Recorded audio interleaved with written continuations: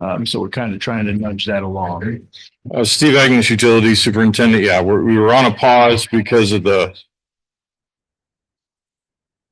Sorry, we were on a pause because of the problems we were having with the sewer main, and then some of the storm. So with tonight's change order, it should be able to resume everything and get it back going. So an anticipated timeline of what lays in front of us. give me 1 second. I received an email today. I didn't have a chance to print it off.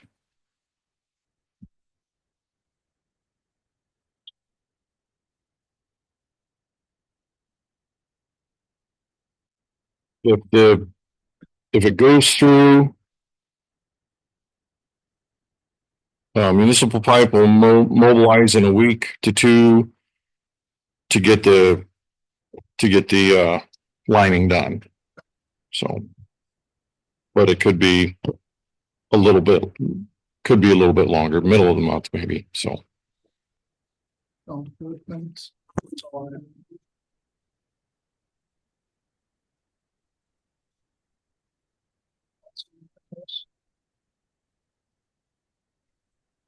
4.2 other project updates, city administrator. For this particular item, I know this is a little bit vague. I'm using this as a placeholder. I had some questions about a project from the last council meeting. I wanted to provide an opportunity to talk with the council tonight and ask if this was an acceptable format to potentially use. I know some other communities, they either have director updates or project updates that could be included in here. So I don't have anything specific on this agenda item tonight, but just wanted to know from the council if this would be acceptable to put it in here this way, or if there's a different way we want to go about doing this. The one caveat I would say is I would still need to communicate with each of you or those who might have interest in asking a specific question, so I can make sure to get it on the agenda. But I guess I'm just looking for feedback from the council on what your thoughts are. Are you talking about adding more specific things to this rather than just generalized update? Yeah, so the question came up at this last council meeting. We had an unrelated project that we weren't able to include on the agenda, but the council wanted some information on it. And so I talked with the mayor a little bit afterwards, and there was discussion over how we can get that information to the council members. So we're, making sure to hit the agenda items, the requirements. The other alternative is we could have council members just contact me or get the information from directors. I would say the only issue with that potentially could be if I have 6 different council members calling and asking about different projects, it may take a little bit longer. So I was just trying to find a way to streamline this a bit. Gotcha.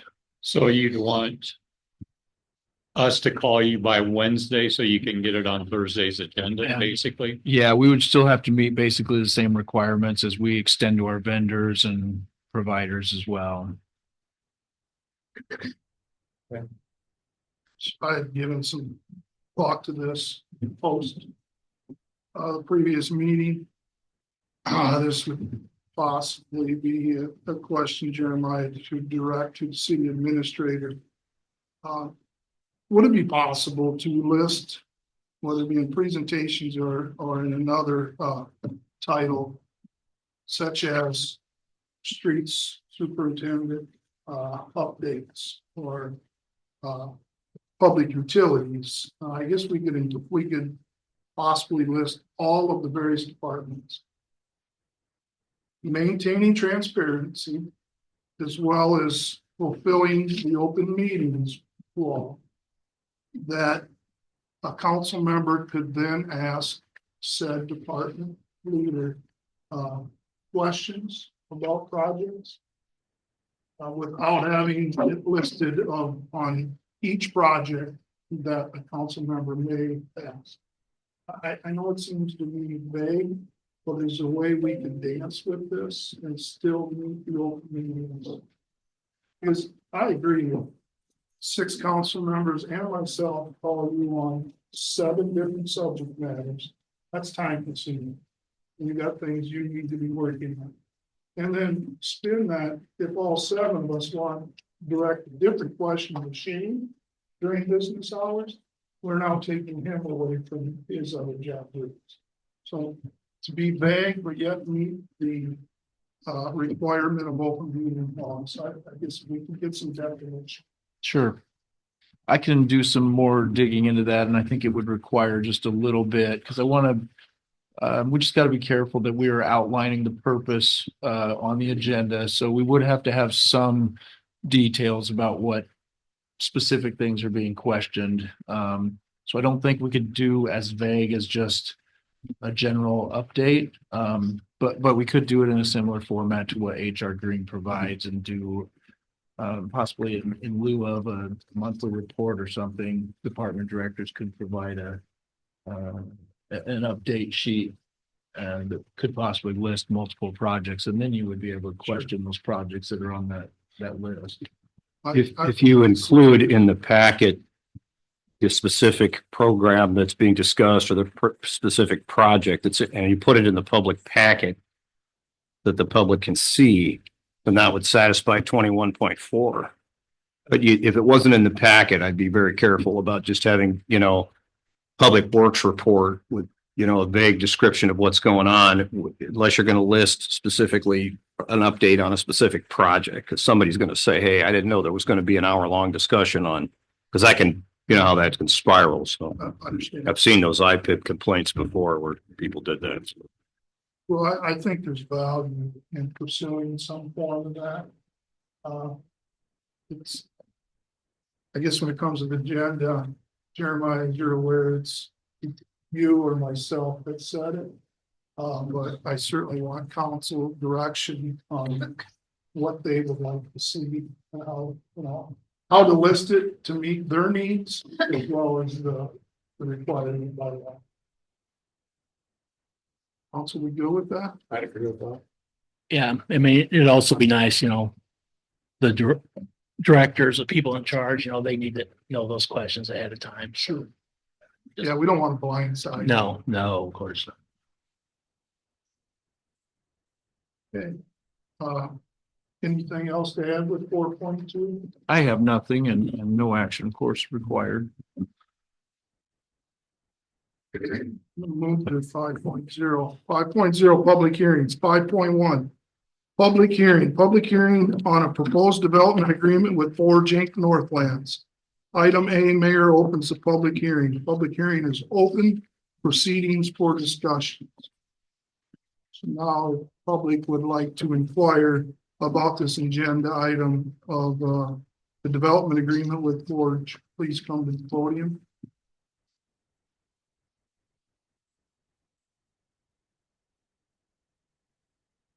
Item B, mayor closes the public hearing. Public hearing is closed.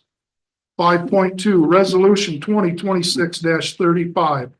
Resolution approving development agreement with Forge Inc. authorizing annual appropriation tax increment incentives and pledging certain tax increment revenues to the payment of the agreement. Move to approve resolution 2026-35. Second. Motion by Rich, second by Kay. Council discussion. I would just add briefly on this. I've been in communication with the developer on both of these agenda items.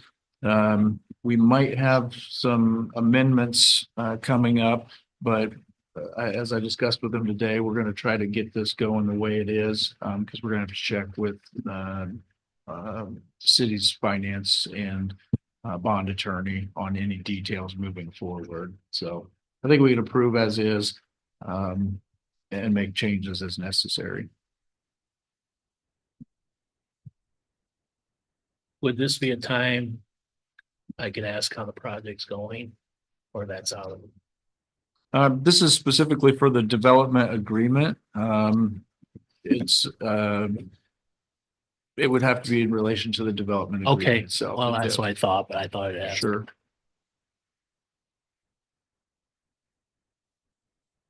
Public comment on 5.2. Haley, would you conduct a roll vote, please? Shada, Yes. Dan Smith, Yes. Kurt, Yes. Trump, Yes. Hazelton. Yes. Motion to approve resolution 2026-35 carries. 5.3, public hearing. Public hearing on proposed development agreement with Forge Inc., Cuba. Item A, mayor opens a public hearing. Public hearing is open. Proceedings for discussion.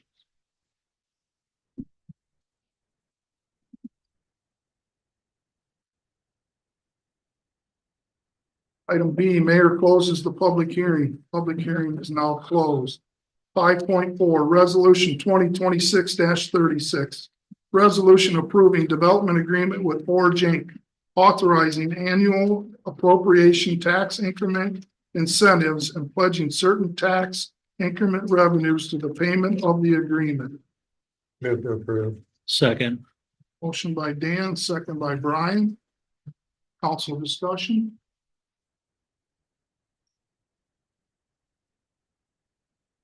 Public comment.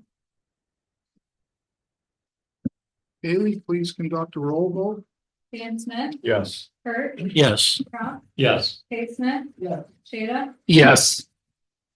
Motion to approve resolution 2026-36 carries. 6.0, postponed items, unfinished business. 6.1, ordinance 971, third reading. An ordinance providing for the division of taxes levied on taxable property in the 2026 Cuba Second Edition Housing Urban Renewal Area pursuant to section 403.19 of the Code of Iowa. Second. Motion by Kay, second by Rich. Council discussion.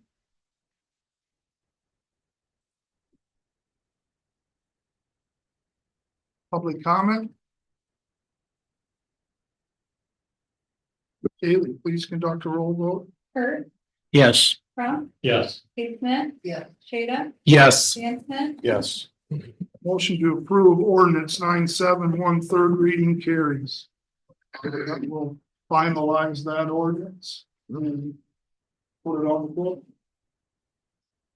6.2, ordinance 972, third reading. An ordinance providing for the division of taxes levied on taxable property in the 2026 North Plan Second Edition Housing Urban Renewal Area pursuant to section 403.19 of the Code of Iowa. Move to approve Second. ordinance 972. Second. Motion by Brian, second by Rich. Council discussion.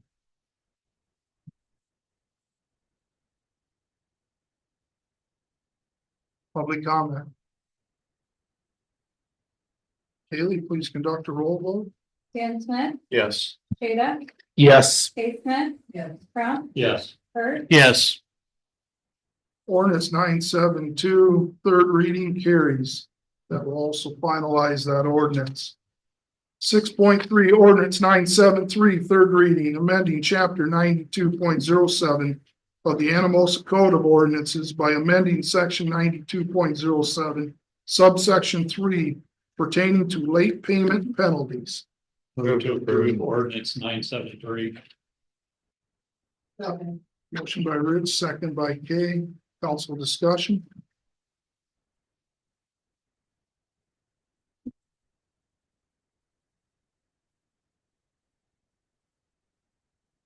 Public comment. Haley, please conduct the roll vote. Shada, Yes. Dave Smith. Yes. Trump, Yes. Kurt, Yes. Dan Smith. Yes. Motion to approve ordinance 973, third reading carries. That ordinance is finalized. 6.4, ordinance 974, third reading, amending chapter 99.10 of the Anamosa Code of Ordinances by amending section 99.10 pertaining to sewer use fee adjustments. Move to approve. Second. Motion by Dan, second by Brian. Council discussion.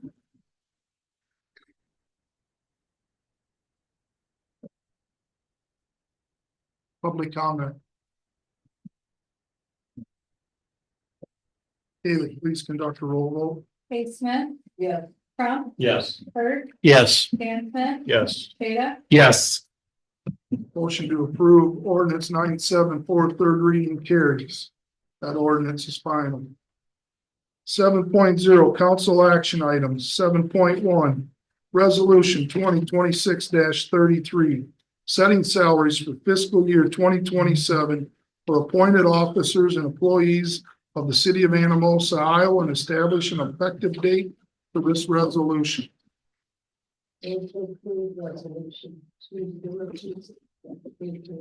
Second. Motion by Kay, second by Rich. Council discussion.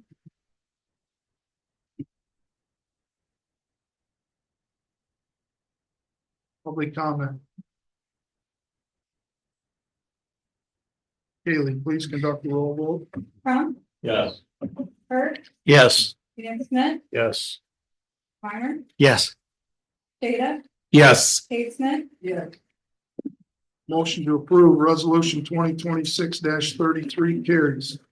7.2 resolution 2026-34, authorizing the city clerk to make the appropriate interfund transfers of sums and record the same in the appropriate manner for fiscal year 2026 for the city of Anamosa. Move to approve. Second. Motion by Dan, second by Rich. Council discussion.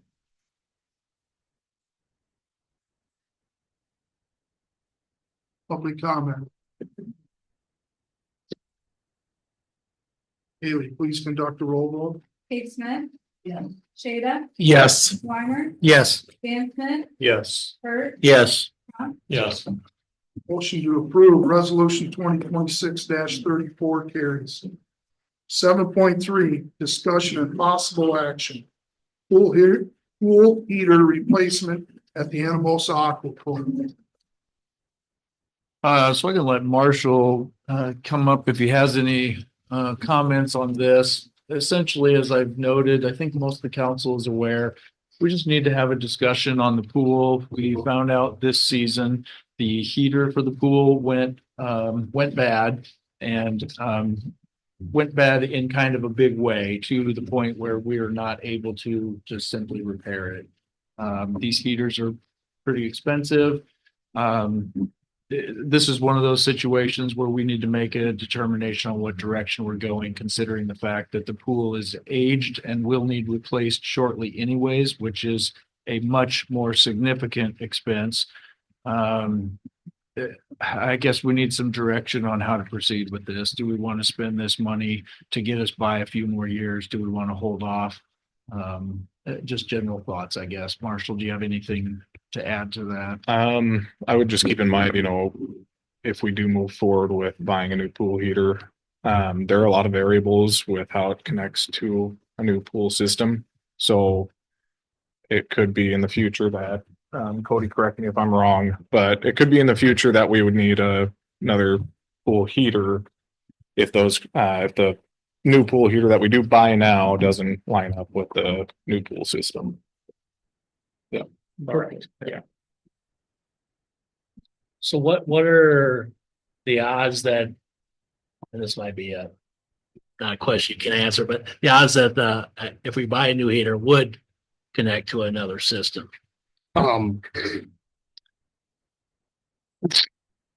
Just I guess that's not knowing what the here. next pool will look like, or Not if here. the engineering firm, what numbers they use or what their thoughts are on design. Last time we did a pool heater was 12 or 14 years ago, and we kind of had the plan that this will get us by till we have a new pool. And we're still 5 years probably at best from a new pool if we start today. So it is a lot of money. And it is one of those things that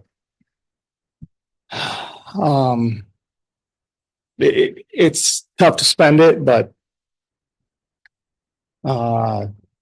there's a level of service you provided as a city that you probably need to also keep up with too. So How long will the heater that we've got right now, is it done completely or will it last at all? Yeah, there's been a lot of rollout on the flame out the front, so it has charred a lot of the wiring. Okay, It's to a point where it's not. you either safe to don't run. heat or you get a new heater. Right, yes.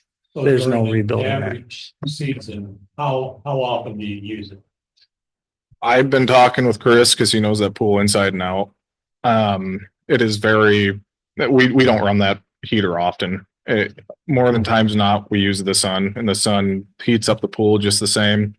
And it keeps its temperature pretty well. It's just this is unusual temperatures for June. So yeah, we do have cooler temperatures, but the water has been staying at a consistent like 70-76 degrees. So So basically, early in the season, you Yep. use it more than yep, and June, July. August. once July rolls around, we're barely using it. Do most schools allow to have heaters that Mhm. Yes. outside ones? Yep. or inside Yep, ones? outside and inside. And it just depends on how much they run them as well. What is the market for a used swimming pool heater? Is there any? Yeah, Change. maybe we'll find out in a couple of Let's years. find a used one, but Right, the resale on it. So, our company put some thought in on it. Obviously, the options that were given to you were the budget options. I would imagine if we were to do something that would transition over to a new heater, it would be quite a bit more, or to a new pool. There's some better ways and more efficient ways to heat water that I imagine we would do in a new setting. And could be done, but obviously they're going to come with more cost. So, I mean, if we had a good handle on what the pool was going to look like in the future, like is the pool itself salvageable and it just needs repiped and redecked and rehab on the bathhouse, maybe we would look at spending a little more money and reconfiguring it to, a modern way of heating it with high efficient heating equipment. But without having that information and knowing what an engineering firm would suggest to you, maybe they might say wipe the slate clean and start over is the best money spent. I know in the past that they've done some evaluation of the pool, and there was some talk about saving parts of it and rehabbing parts of it and updating other parts, but that's an unknown too. Frankly, this is a pretty cheap fix compared to what your next pool is probably going to end up costing you. So, yeah. but I know there's always nobody wants to spend money on something that we're going to potentially tear down and start over. But we could end up with 5 or 6 more springs. And I mean, time of season where we Right. need the heater. Yes. Yeah. And like I said, it's just that level of service you provide. Yeah. And it's how we spend our money here. So Is it budgeted? No, this is not budgeted. nothing that breaks is ever budgeted.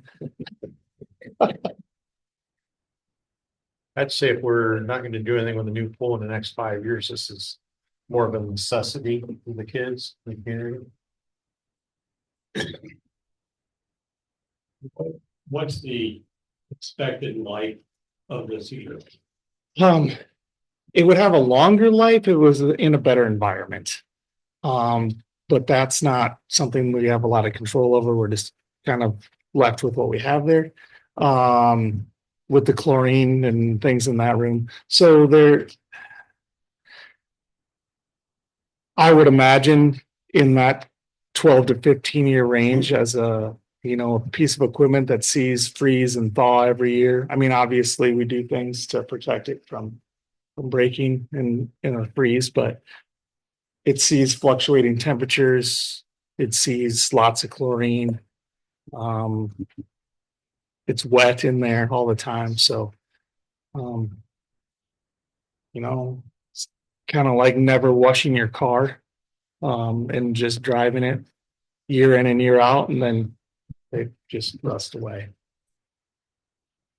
Theoretically, it should last until the next pool, and this one was supposed to Yes. until the next pool. Yes, which, as councils change, ideas change, so. So this might be from one of you two.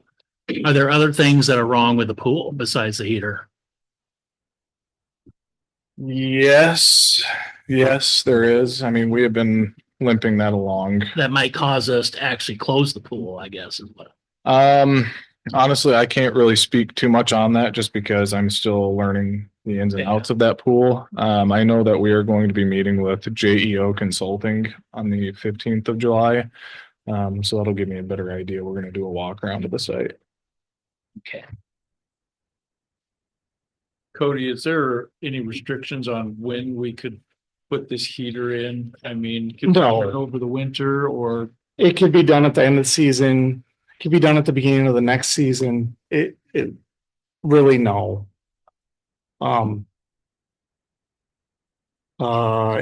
Yes, there's no right or wrong to it. There's no more convenient time than another. I mean, obviously, this is the most inconvenient time to not have the heater, but install's pretty straightforward on it and actually fairly quick for what it is. Pretty open space. It's thermostatically controlled, so it can be, I think it gives you a range of maybe up to 85 if you wanted it to. It's kind of the range they, if I remember right on the staff, it's there. It's probably around, like today, it was probably around 70 to 72 degree water temperature. So, and I only say that because I worked on a pool this afternoon, another heater actually, so just the season. But it was running 70 degree water into it. So, which is not super warm, but I didn't provide any recommendations on this to council. Quite honestly, we've been talking about this for a while and trying to weigh some different options. We've got those who, for the council's information, we have had people call in. They definitely think it's a little chilly and they'd like to see it fixed. Need possibly, we could classify it as that. Chris, I've talked to him and he's indicated that it's may not necessarily be a need. It's chilly, but we could get it through the season. But when we're talking about multiple seasons before the next pool, that's a long time to wait also. So I guess for those of you who are familiar with some of what I generally do, I think there's some prudence in waiting a little bit. My only thoughts that go along with that is we did not budget for this. It's not planned for not this fiscal year or next. We're supposed to get JEO Consulting in to kind of give us an idea on where to go or what the next one might cost. And that's the reason I asked Cody my questions on the timing. It may be something we could wait before we commit to a decision for a couple of months. It is going to warm up. It may not be a necessity for one season, and see where we can go from here. Because ultimately, at the end of the day, if we do this in fiscal 27, 40 to 60 some $1,000 plus labor is going to have to come out of their budget from somewhere. And that's not something that we just have there. So the park board has got some other ideas that they want to work on. That may trim that list down considerably if we have to pay for a new heater. So Do those things fluctuate in price like a lot of other items do if we waited a couple of years? that price is double over the last heater. Over the last what? Over the last heater we put in. Okay. But obviously, in the last 5 years, everything is double. Yeah. So, I think I'd at least like to see if what else is wrong with the pool. With somebody coming in there and looking at it before we spend a ton of bunch of money on something that we're not gonna be able to use, maybe 2 years down the road. I mean, that pool, if we were to do a new pool, that's not gonna be, I don't see it being within 5 years or minimum. I mean, I'd like to say somebody give us a whole bunch of money, but be realistic, it's not gonna happen. Yeah. And frankly, as a taxpayer, I'd like to see a new pool too. Yeah, I mean, we're quoting you a pool heater, but it's best for everybody if we don't. We may end up having to do something in the short term if that is out too long, the new pool, but I obviously don't want to see my customers ever spend money on something that they don't need to spend money on the short term either. If there's going to be a better fix down the road. So maybe it is worth you looking into timeline on a new one. So the company that's coming in July, is that the one that did the assessment 7 years ago, whatever it was? I can't remember how long ago that was. It's been about 7 years and no, this one, Kale had reached out and started that process before he left. Just got postponed a little bit with his departure, and I know Chris kind of helped it along for a while, but we just had to wait until we got a new director in place. So the previous one was not technically a pool study. But I want to say they called it a preliminary assessment or something along those lines, but it didn't go into the depth of a actual study. Jeremiah, I was at that meeting though about a year and a half ago, probably on the LCC board. And I was there with Chris and when the guy from Wisconsin, is that the guy you're talking about being in? No, is JEO from Wisconsin? I can't remember. I think Some gentleman from Wisconsin that came in with a report of some kind and talked about the leaking in the pool, Yeah, all that these is different things that were wrong. that is this company that's doing this upcoming study. So that's when it was started, was a year and a half ago. They had a preliminary of things that were wrong and that 35 years is awful long for a. That's the one that Councilman Crump is talking about. So he had the information was pulled from that assessment.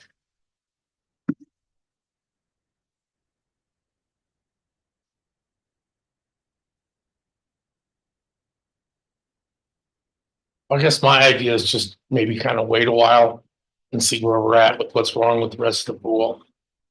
Is that something that's gonna happen fairly soon? To see what's wrong with the rest of the pool? Yeah, I do believe. So we had a meeting, Chris and I had a meeting with the JEO consultant and I think it's July 15th. We'll be going to Okay. a site visit out there. Okay. We'll be walking around. He'll answer any questions and also kind of do an assessment. I don't know. Maybe how in depth. once we get that, couple months, the summer will almost be winding down. If we're good without a heater through then and see where we're at, come that point, see what to do then. Might make the decision a little easier. So Cody, let's say we make a decision and you place the order for it. How soon would you get that heater in? There's some lead time on it yet. One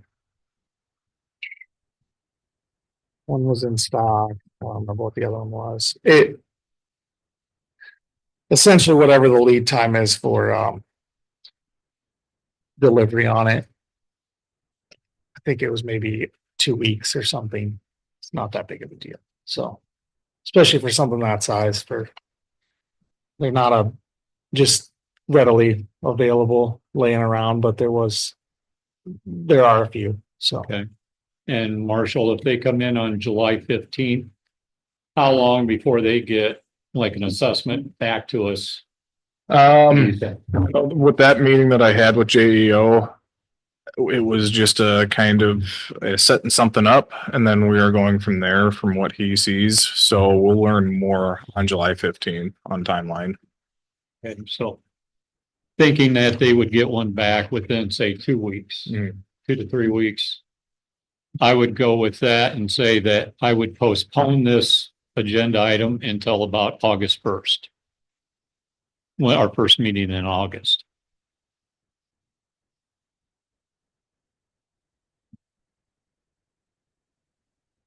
Well, I would make that motion. Second. Motion by Rich, second by Todd. And the motion is to postpone action on this agenda.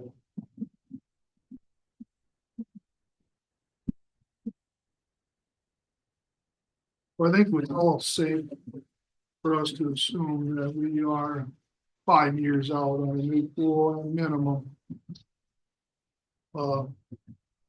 Whatever the end decision is with this action item, it won't fall in the current budget or the next budget.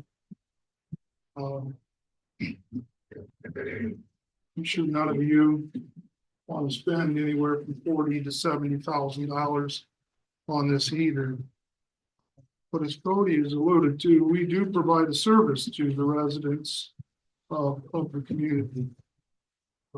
Pools usually are not profitable for communities, but it is still amenity that you provide. I would agree with Cody also that as a taxpayer, I would favor a new pool, but I would also favor replacing this heater.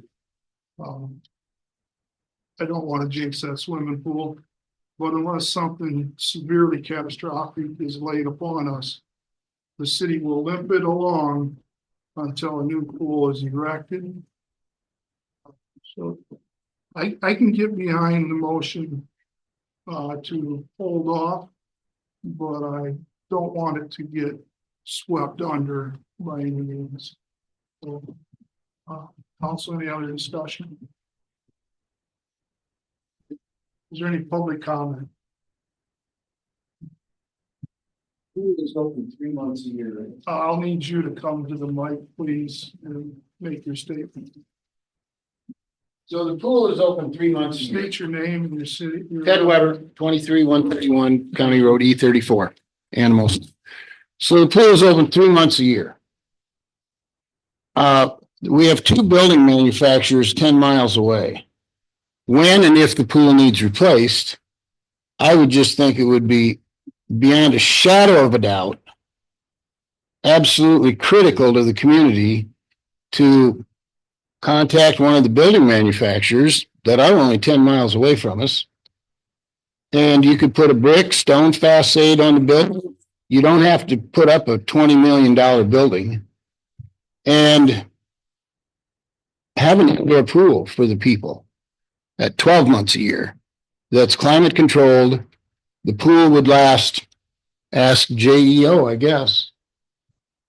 How long in a controlled atmosphere? I mean, these pools in schools have lasted. I remember when I was a punk kid at Tipton, and it's still there. So it's been there 50, 60 years. I'm just offering food for thought. Thanks, Ted.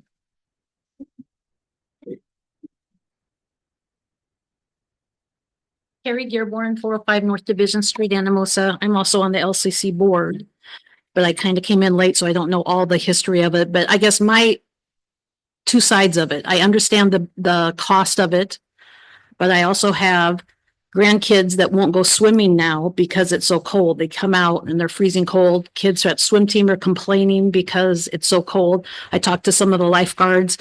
They were not looking forward to getting certified because the water is so cold. I went up one afternoon at 5 o'clock after it was sunny all day, and it still was cold enough that I wouldn't have wanted to go in and swim. And I swim with a group of women at 7 in the morning, and there used to be 6, 7, 8 maybe, and there's maybe 2 or 3. Especially with the way the weather's been, 50, 60 degrees, and the water's maybe 70, if that. It's just not very fun. And actually, my daughter was going to have a pool party this weekend, but she's canceled it because the 5-year-old will not get in the water. He quit going to swim lessons because it's cold, so they're going to Monticello. I'm just afraid if we don't do something pretty soon, you're going to get people used to going to a different pool. Monticello's a little bit more modern. They've got better, splash pads, whatever.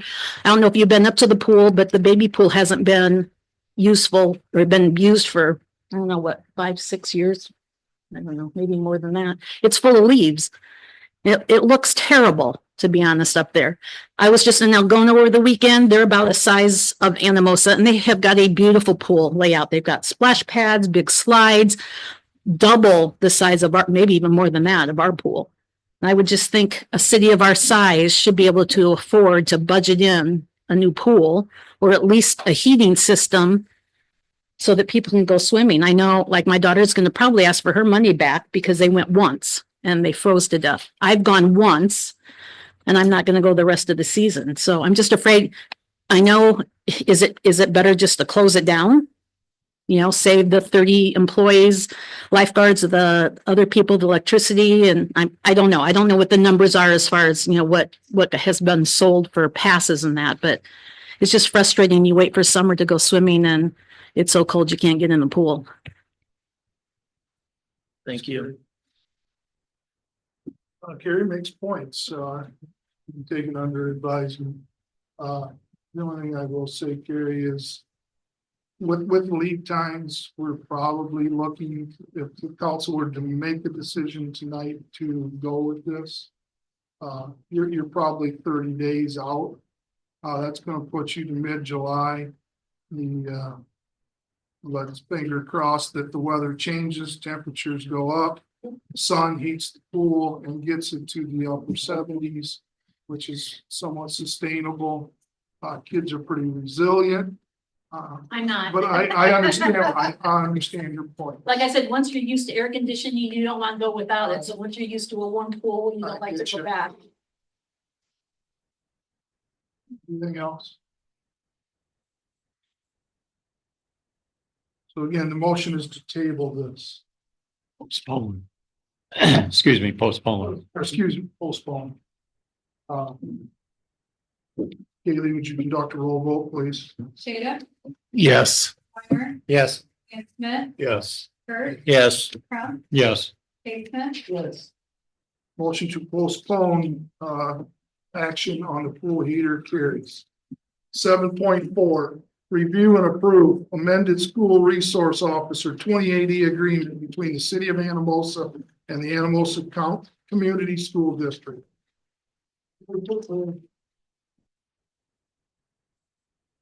Second. Motion by Kay, second by Rich, council discussion. So we were gonna have the SRO officer come and talk to us about how things are going this year. Would it be appropriate to ask the chief? I mean, before we approve a new contract or not?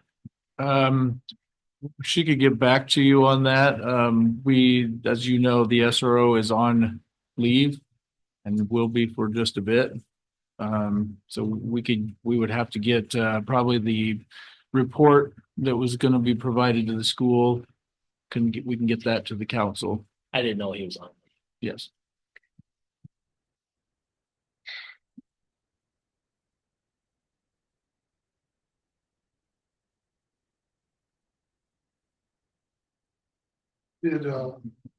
Jeremiah, was it Chief Minahan that I guess in a sense did some of the negotiations on the amended or updated? Yeah, so the part of well, a lot has not changed, but in the SRO agreement, it talks about the modification of the agreement and the amendments. That was done between Chief Minahan and the superintendent, and then brought to each of those bodies through their chain of command review, and now is being brought to you all for approval. Nicole Minahan, Chief of Police. This is basically an adjustment to accommodate approximately 6 hours per month while the SRO is at St. Patrick's. Just a few questions, Chief Minahan. Open discussion was conducted between, since the city and the public school superintendent for the modification to this contract. Yes, ma'am.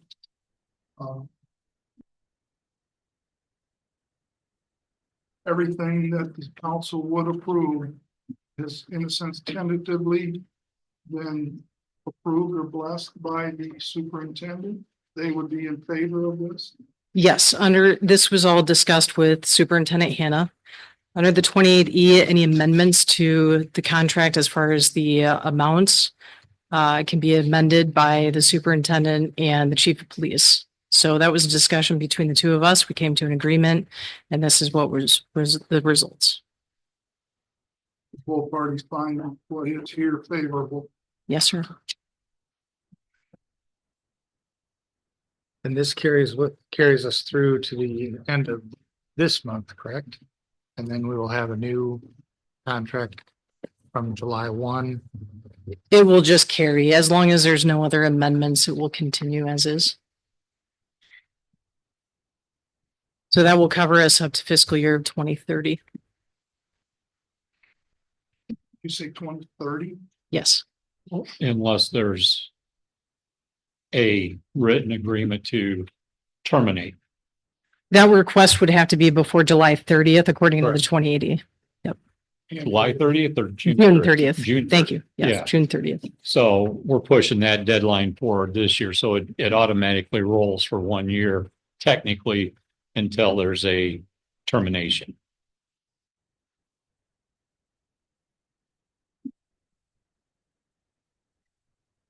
Right. I roll through this rather quickly. Does it call out for the, means it lists, in a sense, associated costs for each entity?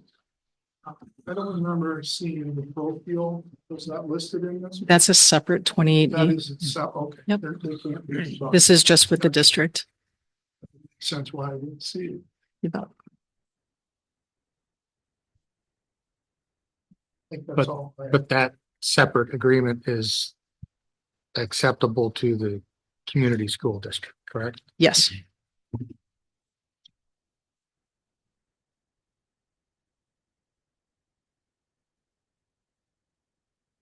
I move to approve the amended 28E agreement with We already Anamosa. have a motion. That is a motion. We already have a motion. Oh, you already did? Yep. Kay made a motion to approve the agreement as presented and Rich said. Thanks, Chief Mayor. Council, any other discussion? Any public comments? Haley, please. Weimer, Yes. Dan Smith, Yes. Kurt, Yes. Crump, Yes. Casement. Yep. Shada, Yes. Motion to approve the amended 2080 agreement carries. 7.5, review and approve refund payment to Anamosa Community School District in the amount of $63,334.74 due to billing error. Move to approve.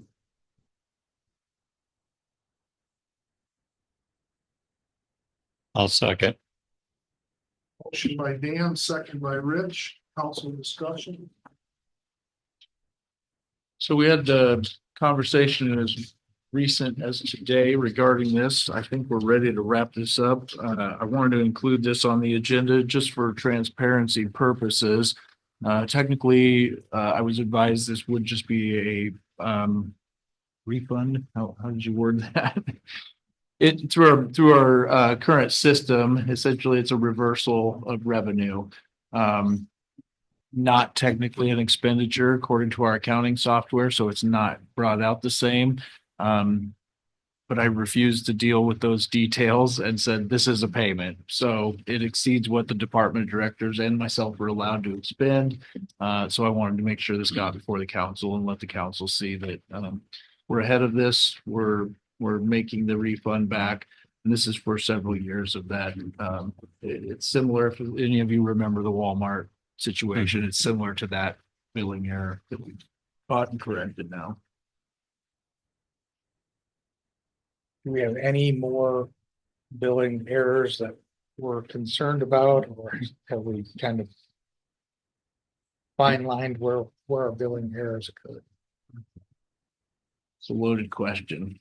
Not many. None known. Okay. Let me ask you this. Have we done a review of all of our bills going out. Yes, we're the meters that, I mean, essentially what this, the problem at hand is the multiplier on larger meters, that comes into play. So it only affects a certain number of meters in the community. And those are, have been under reviewed.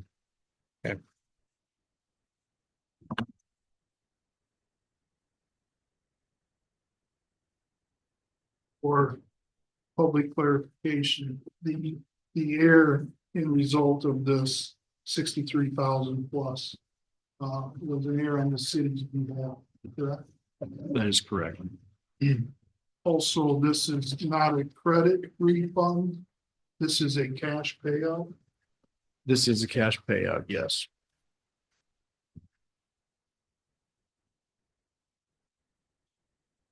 Also, anything further? Any public comment? Please come to the podium, state your name and address. Jim Howard from Anamosa. And being what you just said, if they just saved the school 62,000 or paid them back, maybe the high school would pitch in a little bit for a heater for the pool. Right? And then the other part, they could save a bridge. Throw the rest of that.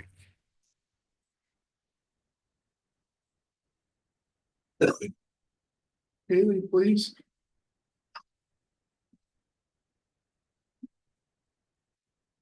Hanson, Yes.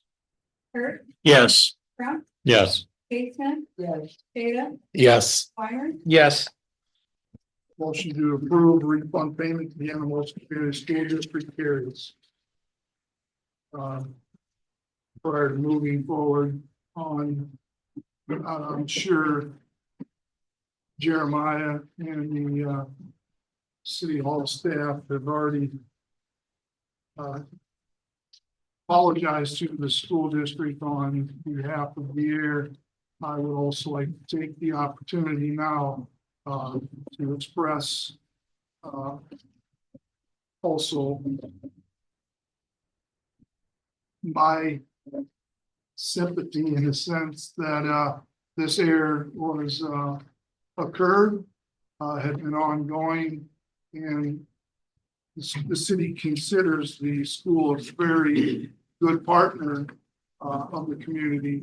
And this is by conducting or issuing the full refund payment is just a means or a measure to strengthen that partnership. So from myself and also the city, our sincere apologies to the school district for the error that has occurred. 7.6, review and approve settlement agreement between Jones County and the city of Anamosa with the respect to Dillon Military Bridge and case number CBCB 007902.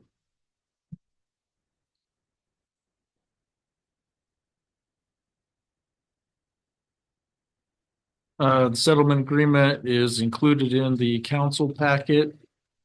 This agreement, if approved, will be approved by resolution 2026-37, provided by the city attorney.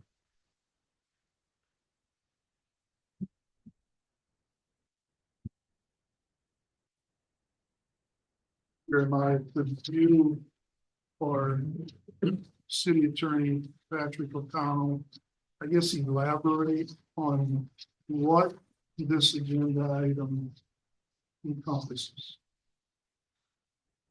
It is more than just the pending litigation for the between the city and the town. It is more than that. Yes, this is the settlement agreement with Jones County. It basically brings the closure to that case and then establishes a path moving forward for this.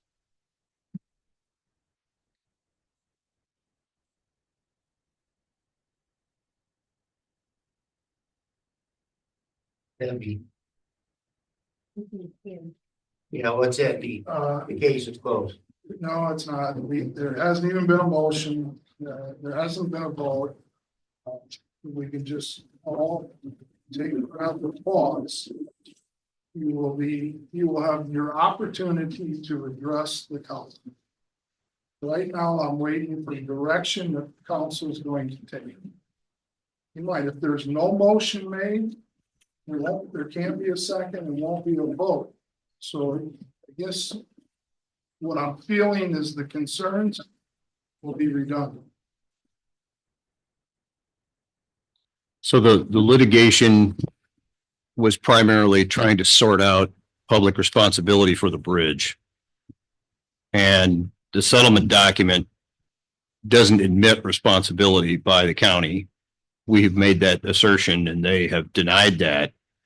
But the settlement terms effectively commit them to be responsible for the dismantling of the bridge due to the condition that it's in and the fact that fixing it would be beyond the means of either Anamosa or the county or the two of us combined. That was the determination of the Board of Supervisors, and I think that's what this council believes too in terms of its current budget.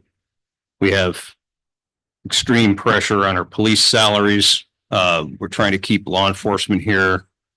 We have roads. We have other infrastructure that we're committed to. And so our council thought the same thing, that we literally can't afford the public infrastructure we have now that is of vital importance to the community. So our council looked at it the same way. The county looked at it the same way. They're overextended on their commitments. Both sides are concerned about what the legislature's done to our ability to raise funds, our limits on our property tax growth. We're already maxed on our levy. We're likely going to lose funds from our levy going forward. We didn't have any public funds available, neither did they. So what all this settlement does is although they don't admit ownership under the 28E, they have agreed to take over the engineering to let out bids for having the bridge removed and share those costs equally with us. In other words, the current 2080 would require us to do all the maintenance and take the lead on that. They have agreed that they will do it through their county engineer. And they will let it out for bid and they will send us the invoices for that. And their belief is that they can do that within their budget if we pay half. And since their estimates and what they felt they could afford were even less than what we thought we could afford, the council felt this was a good settlement because this is an economical way for the public to deal with a problem that the lawsuit is about, namely that that something has to happen with the bridge. And so they were reasonable and they said, here's what we'll do. We won't admit that we owned it because we want to dispute to the end of time that we ever did. That was not the city's position. The city's position was the 2080 said we both own it, but we've agreed to stipulate in writing that we're not admitting anything. But they have acknowledged that they will pay for half of the removal cost and we will pay the other half. What changed was they made this offer to come forward and take care of it all rather than Anamosa having to do it. So the county engineer will lead it. They will organize it. They will do the studies in the river to make sure that we're not going to destroy any zebra mussels or whatever. They will take care of all of that. They will remove the bridge and they will send us the invoices as they come in. And both sides are sort of gambling that it won't be more than we think it's going to be. Right now, they are telling us they have reasonable cost estimates on their side. They think they can do it for significantly less than anything we can do it for because of whatever arrangement they have. And it's not important to the city because they're the ones taking the project, but we will have to be informed as the project goes forward, as they remove the bridge and get rid of it. So that's really what it does. And it will resolve the litigation. So we won't have to sit here for, if we don't approve this for some reason, the litigation would continue. It would continue for a long time probably, because it probably will not go to trial as scheduled due to the delays that have happened.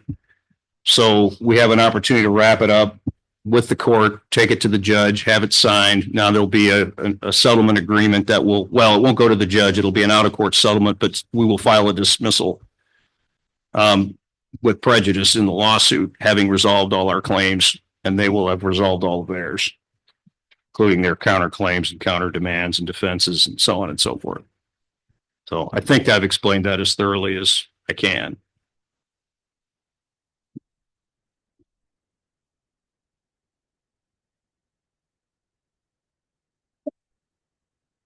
So what you're saying basically is that both parties will agree to take the bridge down completely and get rid of it. Correct. They will physically do it. The Yeah. county will. Yeah. We will simply ride along and pay half of the invoices as they come in for whatever has to be done to get it out of there. And do we have even a close estimate of what either entity thinks they're gonna have to spend to do this? Well, we have the ideal expense, which is substantially less than our lowest bid. We had the I cannot remember off the top of my head what Melissa's low bid was for just removal, but the figure we're getting from the county is less than that.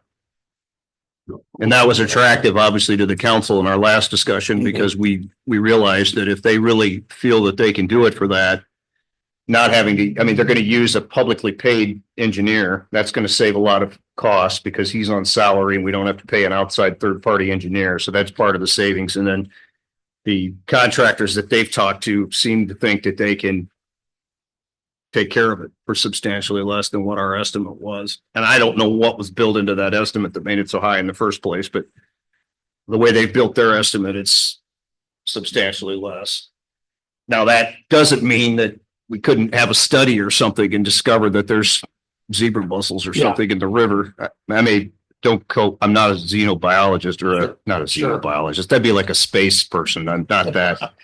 I'm not a biologist, so I can't tell you what kinds of things that the EPA, not the EPA, but the DNR would be looking for in terms of protected species. But we don't think there are any on the pilings or anything like that, but you never know. And those studies have to be done, and that could change the equation and both sides are taking the risk. Yes. Both sides are taking a 50-50 public risk that there'll be some unneeded or unforeseen cost. With the county taking the lead, they assume the responsibility of garnering any permitting that is required. Correct. In primary and secondary reviews of the banks, the tributary and everything associated with it. Right. And also, Your Honor, negotiating with or talking with the regulatory authorities about all of that. We're not doing that work. We are just going to pay for the cost of the permits when those bills come due, our half. For some reason, I was thinking the estimated cost of removal through the engineering firms that we had reached out to laid it between 400 and 500,000 for removal, disassemble it. Well, wasn't that far out? I thought it So this whole thing, At the total. yeah.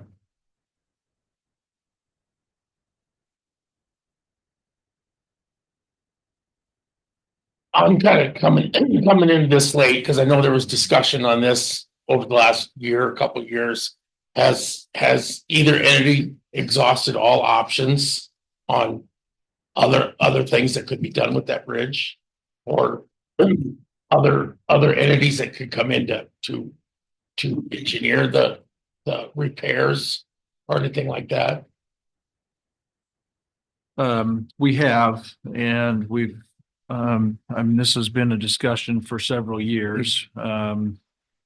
And that's kind of it, essentially we've moved past that place, which brought us to the current litigation. And so now we've, went down a bit different path that we have to rectify now.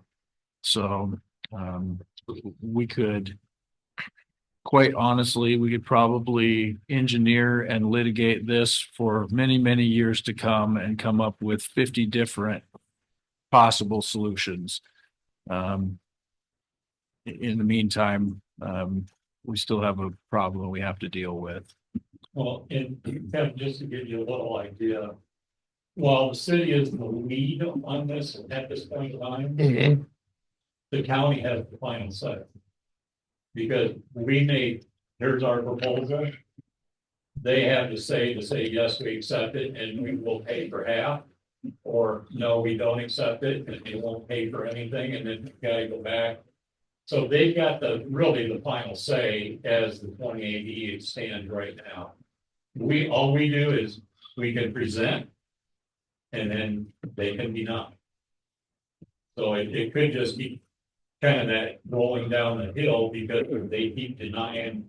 So they're in a position right now that they're gonna give this much money.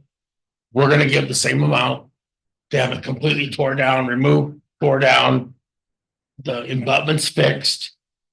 Or they back out completely. More or less. What they did to get the city to agree to a settlement was they said, what if we take the lead? What if we flip the 2080 completely in reverse? We will take the lead. We can get it done for cheaper than your engineer says it could be done. They expressed to me that they felt that our multi-million-dollar estimate for a complete refurbishment was low because of the fact that materials costs since that estimate was created have gone up dramatically. And so they were worried that it was going to reach a $4 million figure, something like that. They were saying, we're just never going there. The only offer we ever got was $200,000 from them. That's all we're willing to commit. And that's all we'll ever commit. And that's it. That's our bottom line. Take us to the judge. You can have the judge go in order that we have to be 50%. Yeah. But we still have the right to say no to anything. So you're basically going to get zero out of us, even if you win in court. So our position was, well, if they're willing to take the lead on this and they can do it for cheaper than anybody's ever talked about so far, and they're actually willing to put the money on the table and they'll do it in an ironclad settlement agreement that's enforceable. Now we've finally achieved something. So that was what the council had. That's why how the council got to this decision. So like my first statement here was that the county's ready to go ahead and do what they say they're going to do, as long as the bridge comes and goes completely away. Right. Okay. But isn't the history of this goes back a little bit further though. We're here today because of a 2080 agreement that should have expired a year ago. But it didn't because of whatever reasons it didn't. And the threat has always loomed that the county is going to just back out. And the city of Anamosa proper is going to end up holding the bag for the entire decision as to what happens to that bridge, correct? Because that 2080 agreement is over effectively now. We're not extending it. They told us a year ago that they're done this year with that 2080 agreement. The only hook that we have to keep them involved with this is that the existing 2080 agreement existed before all of this process to determine whether we were going to salvage it or whether we were going to fix it in place or whether we were going to do some other modification. I don't think the sunset date on the 2080 agreement has been fighting.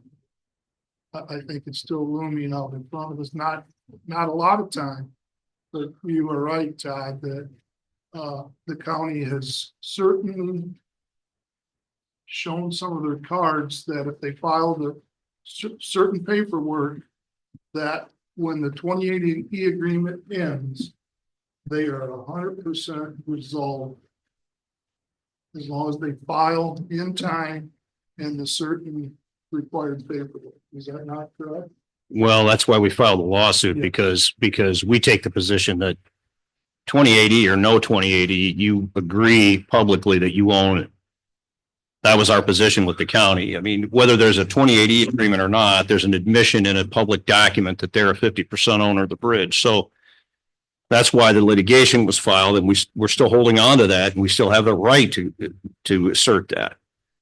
That's why the litigation was filed, because we didn't want the 2080 to end and then to sunset and just say, hey, we're going to ride away. We're not going to ever have any responsibility for this. We wanted to make sure we got our legal argument on file in front of the judge. And I still feel that that's correct, that they are a 50% owner. They said so in writing in this agreement. I'm not suggesting that we did that in an effort to preserve that claim. And my point is that it came about because the supervisors have it has a clause in it that says, as long as we file this notice for this time, the 2080 agreement for the future goes away. Correct. I think we can hold them due to the litigation to the 2080 agreement that was in place long ago, but they have always controlled when they could notify us that they were out. And the lawsuit stopped that. It prevents that from moving forward. I get that. But we're getting to a point where financially, I don't know where the money comes from. And one thing I would mention is that this is how we keep them on the hook. Let's say we go to court and the judge agrees that they're a 50% owner and they have to pay half of whatever's necessary with regard to the bridge. I think that's likely, honestly, if we go to court, but they could turn around and take the position that that's fine and well and good, but we're not going to approve anything that you propose. It's going to always be more than we can afford, right? They might decide that they can only afford $100,000 next year because that's what happens with their budget. What they're committing to do is say, we're going to find it somehow. We're going to find it somehow if you settle this litigation. That's what they're saying. And they're ready to agree, from what I understand from talking to the county attorney. They're ready to vote to approve the settlement agreement and make this commitment to spend whatever it takes to get it out of there so that we don't end up in trouble with the DNR or if it falls in the river or whatever other problems that it causes. So this is our opportunity to resolve the litigation favorably for Anamosa in a fiscally responsible way. And that's how they're viewing it as well, is that at least if we've got to pay for this and the state comes after us to get rid of it, they've got us paying half. And that's how they're viewing it. And so I think they think they're taking just as much risk as we are by committing to that. So from what I'm getting from the county attorney, they think that's a fair 50-50 deal. It's the best deal we've heard from them since this whole thing started. And aside from the estimates that were obtained by our engineering agent, we've not been presented with any other estimated costs, correct? Any other? We had two of them over the course of this, the first being Origin Design years ago, and the second HR Green recently. But since HR Green, In overall costs at various levels, correct? Yeah. since HR Green's report, which we talked about in other council meetings, nothing else new has come to the attention of the city with regard to any other studies that would suggest that our engineering information was off. No, not entirely accurate. So nothing authorized by the city has come to our attention. We have received, as imagined, a lot of public comment both ways on this matter. And over the course of the last maybe 6 months or a year, we have had various groups and citizens reach out and say that they haven't been in contact with others who believe that it was could be done for a lower, a lesser amount.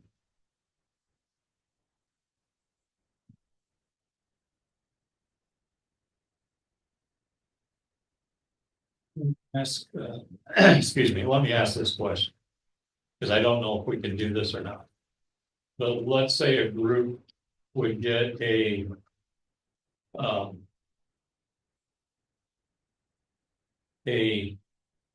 some kind of a LLC or some type of of say, nonprofit together, could we either sell the bridge to them for like $1 and let them proceed with trying to save it? And then it's their bridge to deal with? I don't know the laws on that. I guess my initial thought is we could run into, the litigation we're currently going through is to determine who owns the bridge. So what entities are selling the bridge to them? Or deed it to them? I mean, Yes, but what I know what you're entities? saying but as far as I know, and Patrick, you might know this, has there ever been any discovery that shows a document that says anybody owns the bridge? There's a number of documents in my file that have been shared with the county that show a history of involvement by the county in the bridge historically. Okay, so And with that's, they would have to approve any sale of the bridge. I've never thought of that, but the county and the city would have to approve the sale of the bridge to a private entity. And I don't think that if anything happens with that bridge, we're going to get away with that. But I'm just, what you're doing is you're trying to sell, you would have to sell what is essentially a significant public nuisance to a private entity over a major river, right? That over which the DNR has authority. And I think that would be looked upon dimly. I would question whether or not, I mean, I'm open to suggestion, but who's going to be responsible if we sell it to an LLC and someone gets injured on the bridge falls down, does whatever? There's not an insurance company out there that's going to cover the cost of that, insuring that liability on that bridge. They'll look back at the city and say, you just gave them a nuisance. that would be to the nonprofit or the LLC or whoever would own it, I would think. I mean, yes, I know they. Before I accepted $1, I'd want to see an insurance policy that says that city's out. So that being said, who's insuring it right now? The city. We are. And And county's not at all.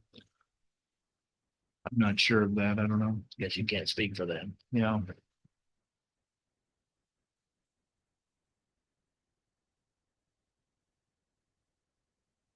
I mean, this has been, I don't know when it was brought up last time. When they talked about it, when it was a joint meeting, I don't know what month it was. I wasn't on the city council then, but I was at that meeting. I want to say it's been maybe a year since that has happened. And nobody has come forward and say, here's this big chunk of money. We want to take care of this bridge. I mean, I want to continue to have the streets shoveled in the wintertime, have sewers fixed, and not lose that possibility. I mean, it would cost a lot of money to refurbish this. I mean, nobody has stepped forward at one time to say, we can do this. Here's the facts. We have all this money that we're just going to take care of it. Or here, we're going to donate this money to the city. I don't think we have too much of a choice in this matter. I mean, I don't believe there's any person in this room that wants to have that bridge tore down. But to be fiscally responsible, which we have to, we just don't have a choice, but We just approve this settlement. We just had a 15-minute presentation on a $40,000 to $60,000, $70,000 heating unit for the pool that everybody agrees is a service that we provide to the community. That I agree 100%. That is an amenity that we should be putting money into to keep people from going to Monticello for the rest of the summer, or to keep people coming to the swimming pool during the summer, and kids that want to actually swim in it and not sit on the sidelines freezing. But we're struggling over a $40,000 to $70,000 decision on the bridge discussion that I'm in year 3 of my term on the council, and it has, the first month that I was on the council, the first month, that 2080 agreement and the bridge has been looming over us. And I think I agree with Councilman Hurt that I don't know where the money's going to come from. We can't come up with $70,000 to put in a heater for a pool that we aren't going to build for at least 5 years. And we're talking about a bridge that has certainly significant meaning to people in the community. I get it, and I don't want to give it short shrift, but we're struggling over 2 projects here, and I scratch my head.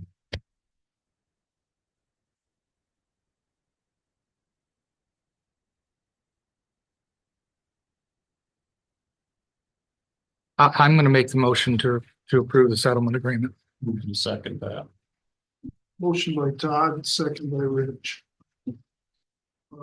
Council, is there any further discussion at this time? I will circle back to council discussion prior to going to a vote. At this time, I'll open up to public comment. Again, what I want to do is please come to the podium, state your name, your address of residence. You will be limited to 5 minutes. Direct the council. Please do not direct the public. Your business is with the council. I also ask why this portion of the meeting and discussion goes on, that there is no sidebar discussion and talk amongst the public. It is the podium person and the council to be discussing, no one else at that time. So orderly, please come to the vote.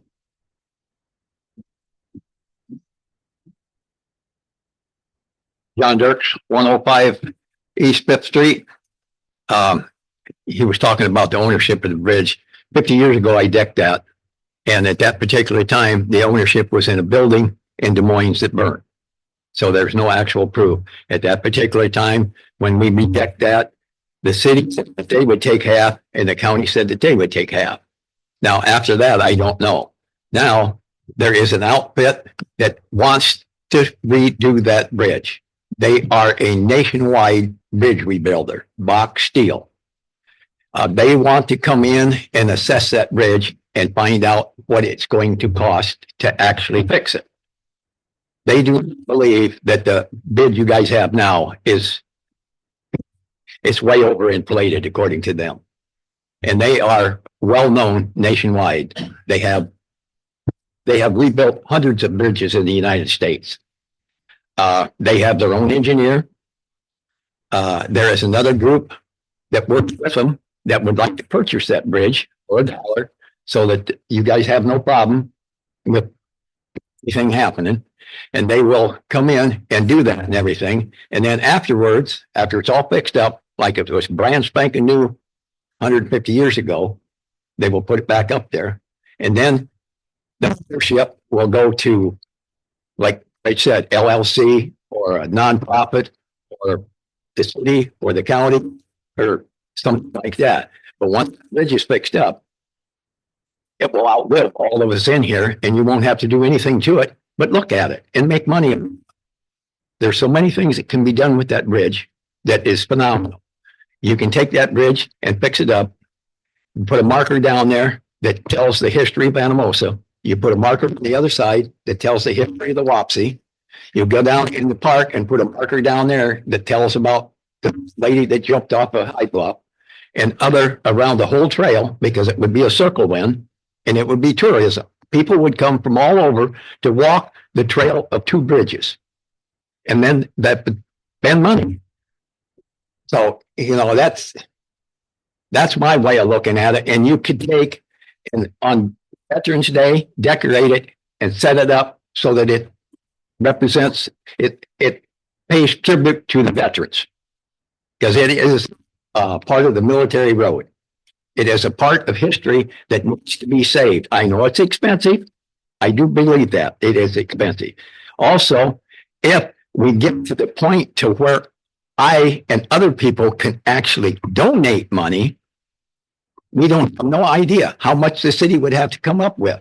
There is so much public attention to this bridge. I go in and out of the way, and at least 1 out of every 3 times somebody comes up to me, John, how you doing on the bridge? I can't tell them anything because the county and the city sitting there fighting back and forth. So somewhere along the line, somebody has to admit that we are going to take the bull butt, and then I can get out and get some donations going. My buddy right here put on Facebook that the city was going to tear down the Anamosa Bridge. Anybody that interested, show up for the meeting. 18,000 views later. So that should tell you something about the public. The public wants to save the bridge. 100 people shared it too. Now, in order to save the bridge, I have to have permission to where we can go out and get the money. And who knows, maybe Joe out there's people all 50 states that have got memory on that bridge. And who knows, maybe such and such out there. Oh God, I'll give them 100,000. Stranger things have happened. So, without trying, you never know. You just want to get rid of history, and you can get rid of history simple, but it takes a little bit of time and a little bit of money to save history. Now, correct me if I'm wrong, but that's the way it is.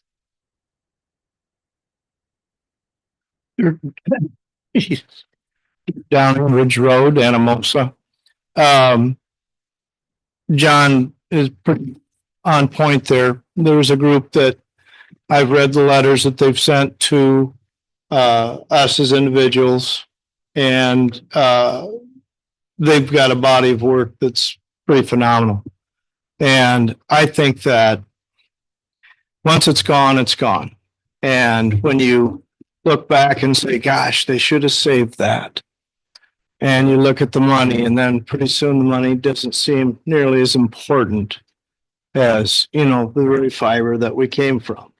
Without Dylan plowing a furrow, without the people of Anamosa saying, we need a good bridge. What if we had a problem with whoever they were fighting at the time? And they built the military bridge. And that speaks to our history so succinctly. It's hard to say goodbye to something like that. The company was suggesting that they buy the bridge and they're going to tear it down, ship it away, fix it, bring it back in its glory, fix the abutments. And I think they were below $1 million, roughly. And just as a character, I have to tell you, zebra mussels, we want to kill them. Okay. You It's probably snails. about that, by the way. Think about it. There are pistulants, but snail darters. Gone. Next time you have to say something, say That's what the you gotta snail take your darters. boat out of the lake for it, or when you take your boat out of the lake, they Yes. say, make sure you don't have any of those. Yep. Yes, yes. So we could kill them and nothing would happen. So anyway, thanks. Hi, I'm Joshua Ludley. Grew up here in Anamosa. I'm the dam operator down here at the dam. I've been here for 12 years, thanks to John. I listened to everything you guys had to say about it, and I just kind of feel like you're overlooking a lot of stuff. There's a lot of I have a lot of childhood memories there, and I know a lot of people in this room probably do as well. That bridge means a lot more to me than what any of you guys could have represented up here when you're talking about it. And I guarantee it probably means a lot more to some of these other people out here too. I can't speak for everybody on that matter. However, there are certain things that I have questions about because I've read some of the paperwork, you know, because as I've been working down there, I've been watching that foundation just fall apart throughout the years. One of my biggest questions is when it came to this bridge and if even it being a concern, what was the first thing that everybody seen and noticed and brought the attention to it? My understanding, it was the foundation, not the bridge. Maybe I'm wrong. I mean, correct me if I'm wrong. But that foundation is the bigger problem. You know, when you guys brought in the inspectors, I was told that their pins were outdated. Well, you show me a bridge around here that's that old that has up-to-date pins. You know, I mean, we go out there, that Hale Bridge. I would argue that bridge is probably in worse condition than that bridge is. I mean, that's maybe not city's bridge, but at the same time, I just feel like the bigger problem is that foundation and not even the bridge. I feel like there's like affordable things that could be done to that bridge to make it operational. That foundation is the bigger problem. Because if you watch throughout these years, that stuff's falling apart. And some of the paperwork that I've read on the ownership of this and the agreement with the bridge was that the county was liable for helping maintain it. Not so much the ownership of the bridge. They own from what I understand, and maybe I'm wrong, I'm not a legal expert or anything like that, but from what I understand is that foundation over there is counties. And that's the part that's the real problem. I mean, I have a hard time believing those pins are ever going to fall apart. I've watched trees hit that bridge, thousands of pounds of snow on that bridge every year. That bridge is not going anywhere. I just really, I listen to the stuff about the pool because yes, I have memories at that pool too. You know, but I'm also a river rat. I love swimming in the river more than I love going to that pool. But I mean, that's just me. I loved fishing growing up, and that bridge I know has way more meaning. And I would ask all you guys to really consider that meaning a little more than you already are. And that's all I got to say. Alicia Barnett, 200 East First Street, Anamosa. I remember that bridge from back when we moved back here in 75, an angsty teenager. I mean, I got taken out of my California element and put into this place.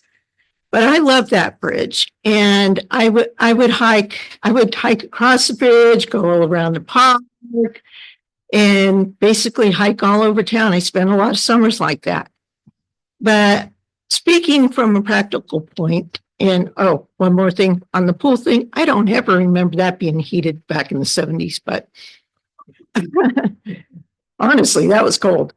But you know, I hear you talk about, okay, you're going to extend the trail along Scott Street, but you don't do anything about, what we have for a trail out there already and that bridge.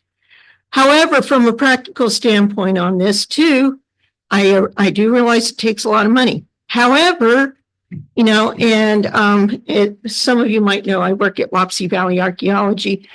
There are grants available. We just need the go ahead and write up those grants to get the money in. I mean, and not just the donations, which I'm sure there's a lot of people that would be more than happy to donate, but we can get grants to help rehabilitate that bridge. We just need the go ahead to say, yeah, let's do it. And we will do it.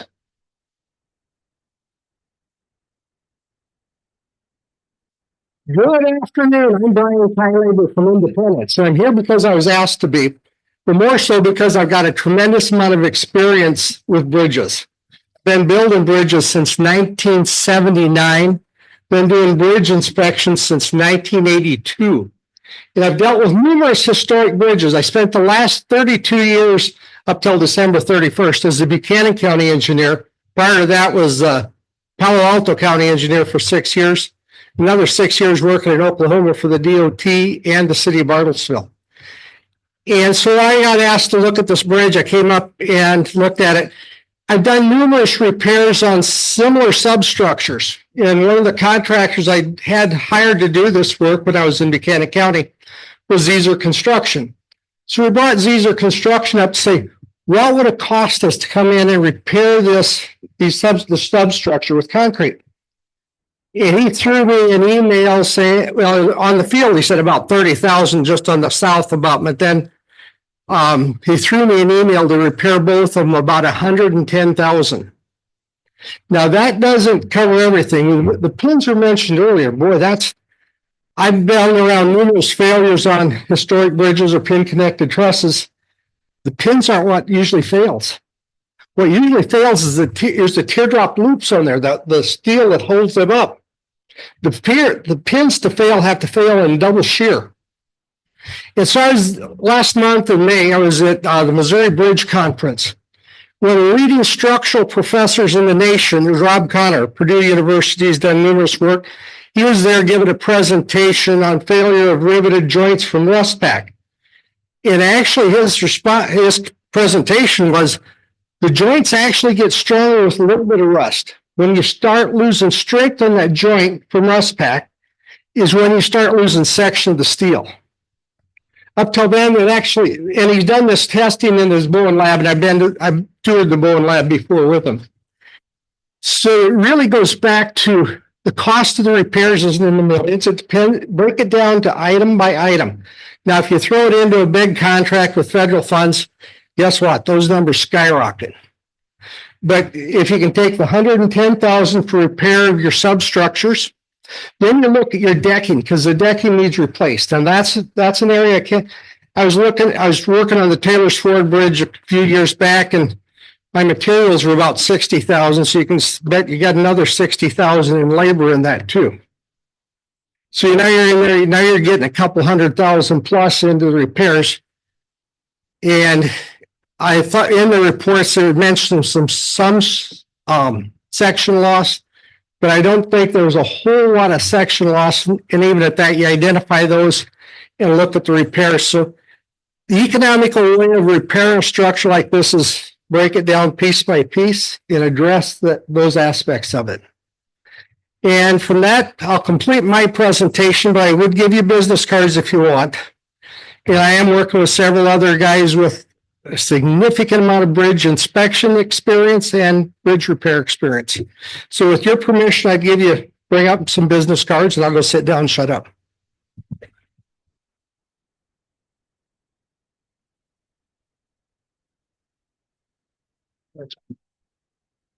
Thank you.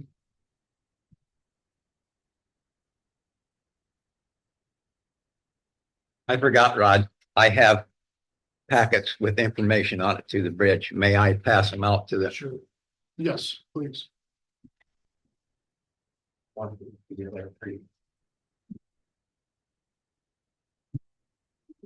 There, 1, 2. Okay, thanks, John.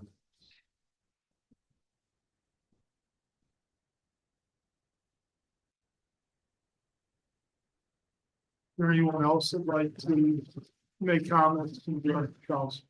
Aaron, she's still online. Mayor, we have one online. I'm Jim Hollett, still from Anamosa. A few people in this room that's actually jumped off that bridge from the top. And this man over here, Jerry Birch, is supposed he's caught more fish off that bridge than most people have caught out of that whole river.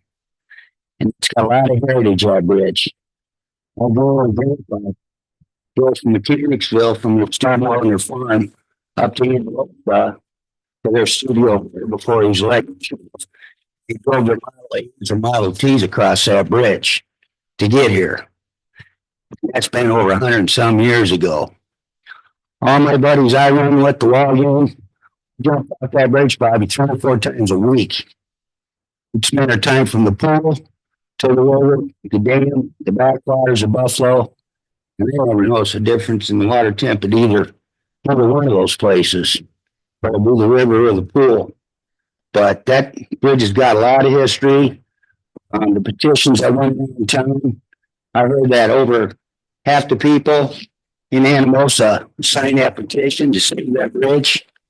And I'm saying you guys just voted on it last, deciding that you're going to tear the bridge down because it's not feasibly, financially, fiscally or whatever, affordable to keep it. I haven't heard any numbers of how much it's going to cost to replace it, or from this fella, or estimates. This meeting is the first I've heard that you decided that you're going to tear it down, but you're arguing about who's responsible for it. I don't get it. What are the numbers for what it would cost from the bid and the finish? What this gentleman might be to put his bid in, or Johnny's friends and people he knows and other people that want to donate to save it. Instead, all of a sudden the meeting's over, the bridge has been determined, it's coming down. It's wrong. Especially what it takes to tear it down. And then the other people that donate would cover the replacement of an old bridge. You keep the historic value of it here. That's and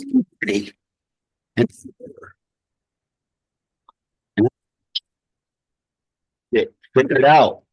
Don't make a decision without letting those people, and over half of them spoke on a petition. That means something.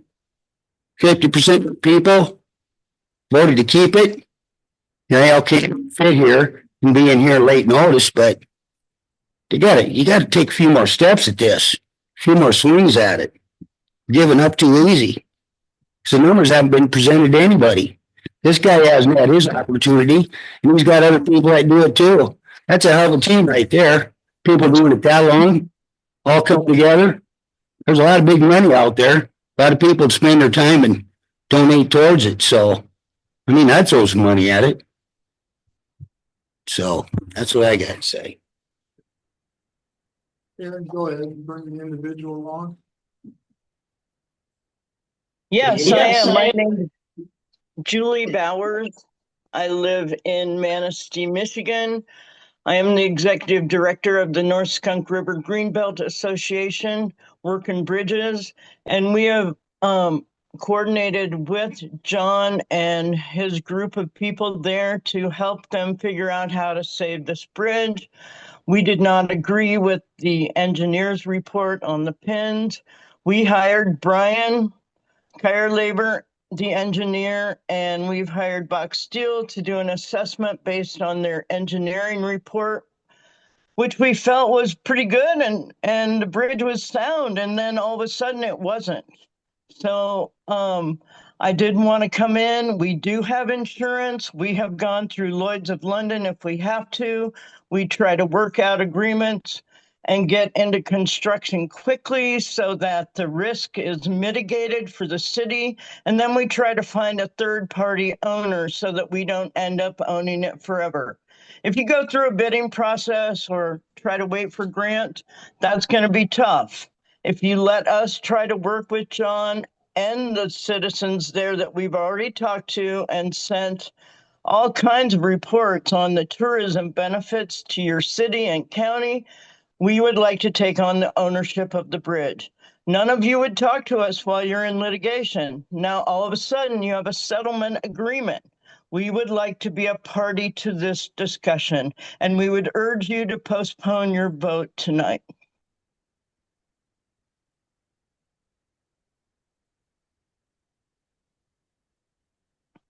Thank you, Julie, for those comments. Any questions? We've done this all over the country. Pennsylvania DOT, Delaware DOT. We've saved bridges in Iowa. My bridge is now out in Delaware. Nobody expects us to be able to do it as your citizens. Maybe it's time to trust.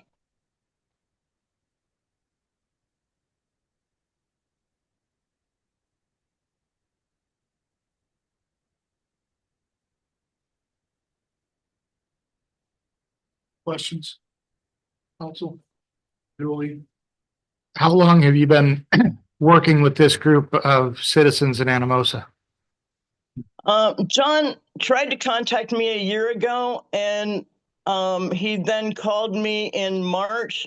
We have tried to work with both the city and the county, and both cited that the litigation wouldn't allow them to talk to us. So the fact that you haven't seen anything from us is a little disconcerting. So I'm looking at information that Mr. Dirks provided to us a couple minutes ago, and I believe you provided a letter that I'm just now seeing Monday, April 13th. So 3 months ago, correct? Yes. This letter? Yep. Pretty quickly after John contacted me the last time, we were really getting out of this bridge business. It's difficult. I'm not going to say that it's not, but we have the best people that we work with to bring the cost down to reasonable. And quite frankly, I will fight Majeski and Masters on their PIN evaluation because it needs to be done. They don't understand that the hammer marks on those pins were done in 1887. And, you know, they were similar on each one. It was the same guy. They didn't go into the pin. And for that reason, they closed your bridge. Now we want to do it right. We could do it cheap. We could come in and just replace the deck and you know, fix your abutments, but we'd like to raise that bridge up and get it out of the flood zone and leave it there for all of the tourism dollars that you can bring in. And we were all set to do that, and no one would talk to us. Have you reached out to the city of Anamosa? I have. I've reached out to the counties, and we were letting John take that lead because he has the passion to save the bridge. And we know that it takes more than dollars. It takes passion. And I noticed that on the certificate of existence, you filed your incorporation April 13th of this year for the state of Iowa. Is that correct? We were trying to dissolve our corporation, and our legal advice said to let it lapse. We have now resolved all of those issues in both Michigan and Iowa, and our EIN remains the same. So we've been in business since 2010.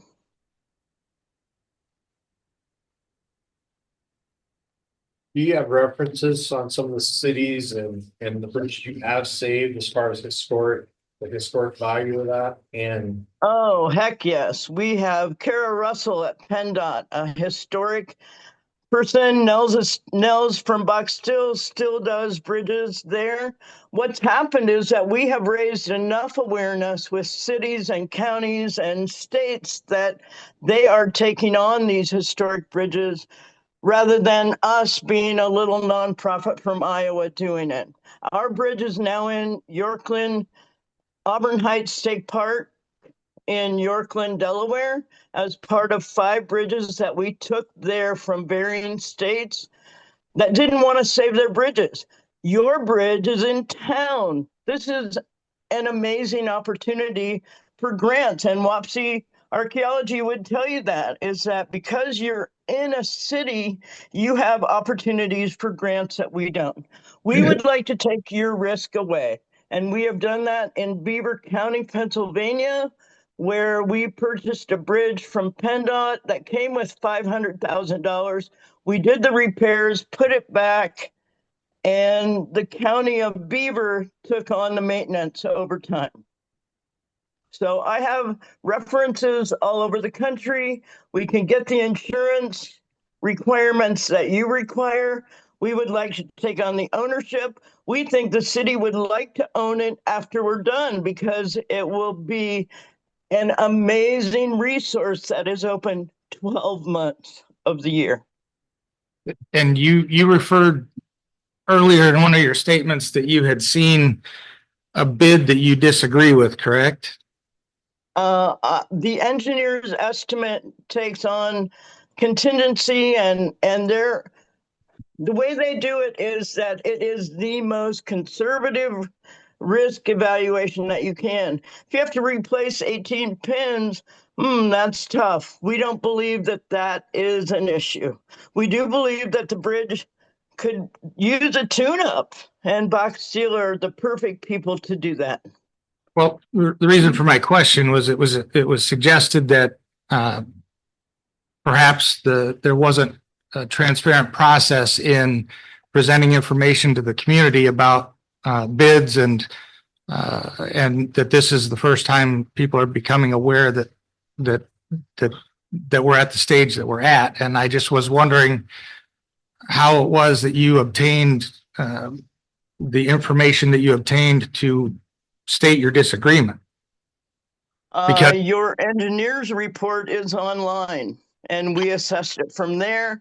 I got a donor to pay for Brian and Box Steel to make assessments for me. I'm coming in at about 1.5 million to do it all right and to raise the abutments on that bridge so that flooding, John's not going to be there forever. We don't need to have beautiful railings taken down and up during flooding if we raise the bridge. He says 3 feet. I think 2, but it can all work. Those are what you have to look at in the future. But Brian brought in Visser. They said 109,000. That got to everybody, but that's not the end of that. There's engineering on that. There's, changes that we might want.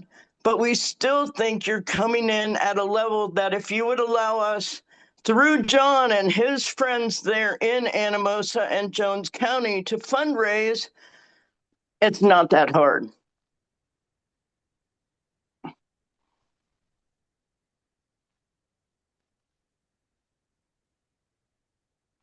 It's late my time. I didn't know I was going to be on camera. Sorry.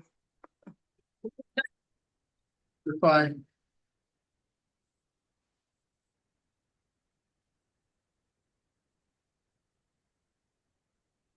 I'm Jim again. But I'm thinking what she says and what everybody else is trying to do and what they're thinking. So we missed this step, getting bids and accurate numbers and not far-fetched accounts that it's going to be $2 million to fix a bridge. And I've heard $250,000. So yeah, that's a step that we missed. Yeah, I just heard 1.9. say 1.5.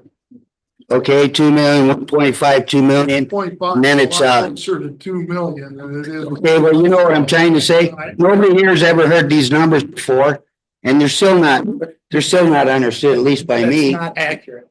I've got to stop you there. I'm sorry. That's not accurate. The bids and the suggested costs that we have been working have been available.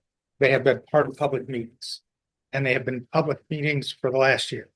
And I may not speak for the rest of the council, but So you gotta go online to get all that information. That's my come bad. to a meeting. But nobody around here I've ever talked to knew about it. Joint meeting with the county also. Yep. All that information was available at that time. This has not been done in the dark. Yeah, we had a joint meeting with the county in this room. And that information was available at that point in time. And Well, that information not getting out to the entire public though, because they put an ad on Facebook today to let them know there's a meeting about the bridge today. And what I'm understanding, the meeting about the bridge today is tearing it down. There's nothing about trying to get the fundage and giving an opportunity to save the bridge. there were several of the same individuals in the room when we had the meeting, the joint meeting, that heard all of that discussion. Several individuals. The community isn't aware of He everything. presented us a list of names Okay. of the hard work that he has actually done to get this out there. But as far as the posted agenda has not been difficult to see. It's not been in the paper. It's just on the internet. Whatever. The So agenda is always- like I say, I don't think a lot of the community even knows what's going on. Because today you made the decision to We enclose have not on it voted and on seconded anything. about We've put a tearing it motion. down. We put a motion out on the floor. It has not been voted on, Tim. Okay. Well, But this woman and this Well, we other hope- gentleman hope over we get here more information. haven't had a chance to give us what their information is until now. But that's, I haven't been able to because you wouldn't talk to me because litigation. there you go. Yep. Can I also mention a few things? There are safety things that I don't know if are being completely considered. Like, in order for me to even put the buoys up down there at the dam, I have to go across that bridge. To pull a line across to get those buoys up. I can't do that without that. And I mean, there's other things too I would consider is if you take that bridge out, there's a lot of people walking throughout that park, a lot more and more lately. You have people walking out on that further bridge out there. You got people flying down that road there. I mean, I see the officers sitting out there watching people, catching people speeding down that hill, There's safety concerns out there if you have people having to walk all the way out there on the stone bridge to go across, I think there's a lot of different things that could be assessed here. And I kind of do feel like that inspection, and I don't want to accuse anybody of anything, but in my heart of heart, I do feel like that inspection was more geared toward confirmation biases, because this is what we need for money. I don't think it was in consideration to people. I really don't. Because at the end of the day, like that bridge means a lot more to people than what I think people are acknowledging here.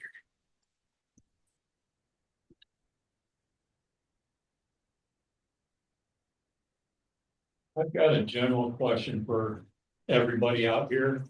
If you'd raise your hand, how many of you have voiced your opinion to the county?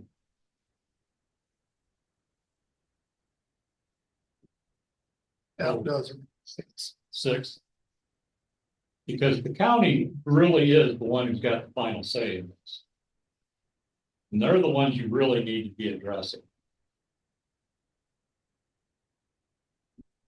We have tried that too, sir. We'd like to get you both in a room together and work out an memorandum of understanding so that we could go forward and mitigate the risk. If you want to pull the bridge, we'll pull the bridge. We'll give you a bid to pull the bridge off, to disassemble it, to take it back to Michigan for sandblasting, repair, paint, and then truck it back, put it back together, put it back over your river to be a shining example of what Iowa is. Now, I'm an Iowan. I just want you to know.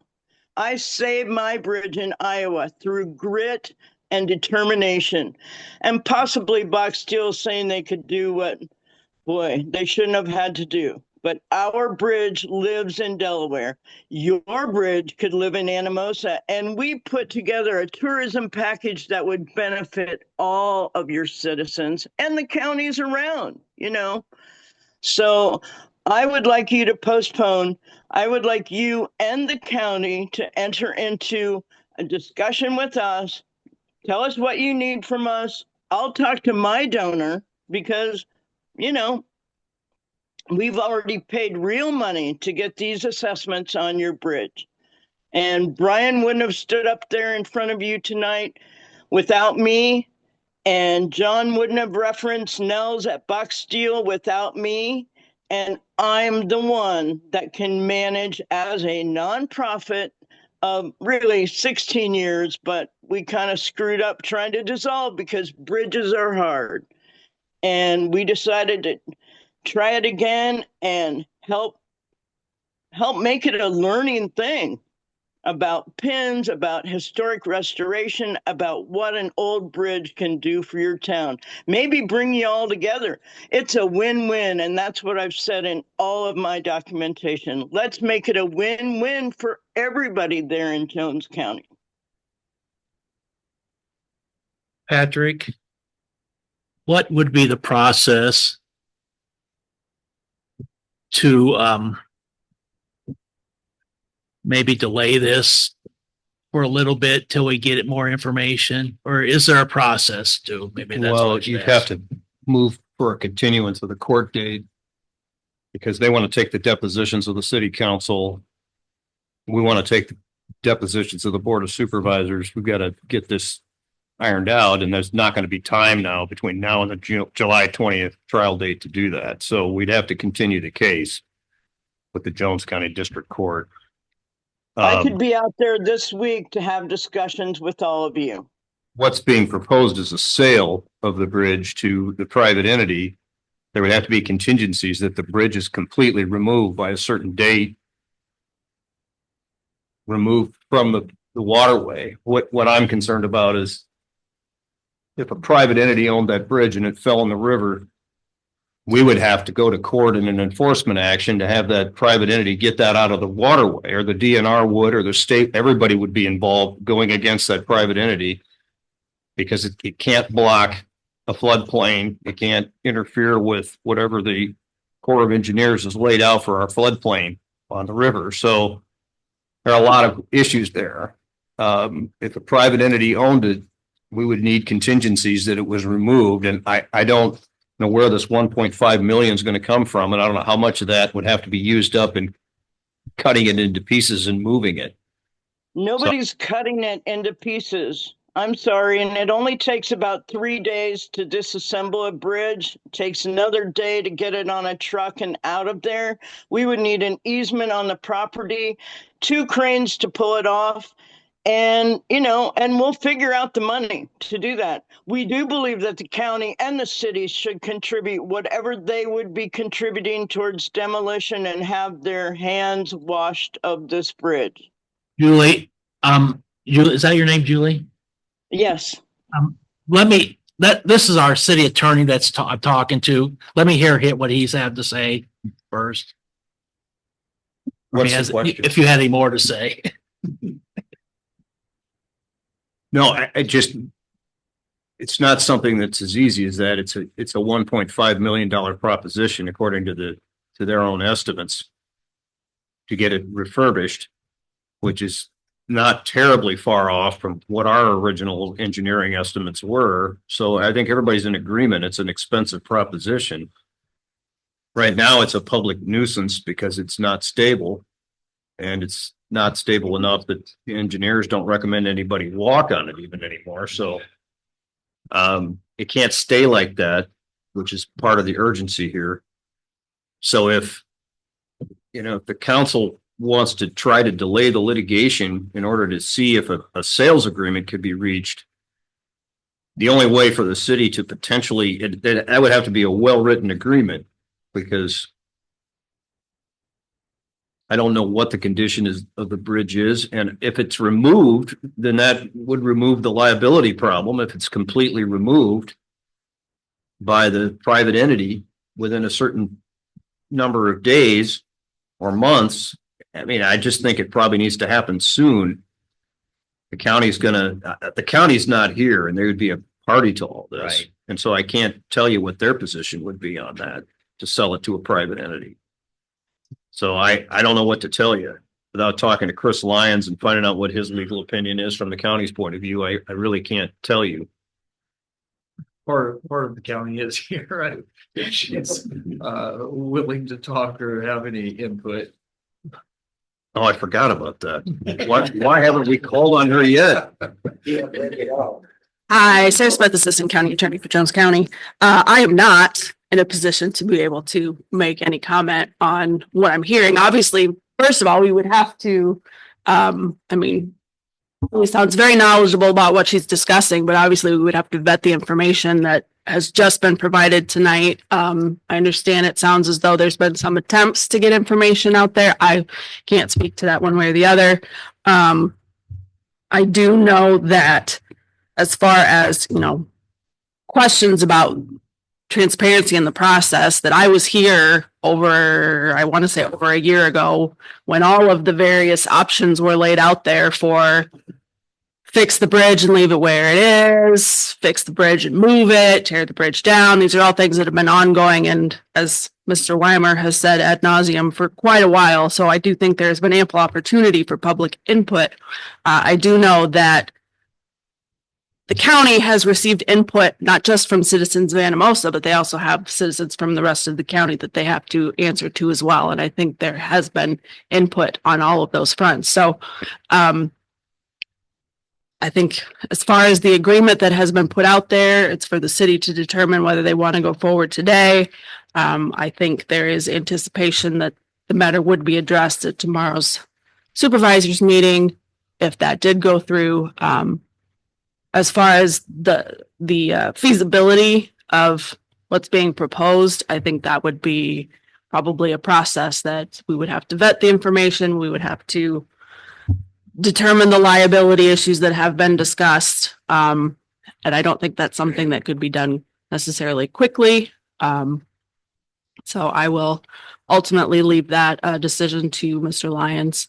That is what he has been elected to do.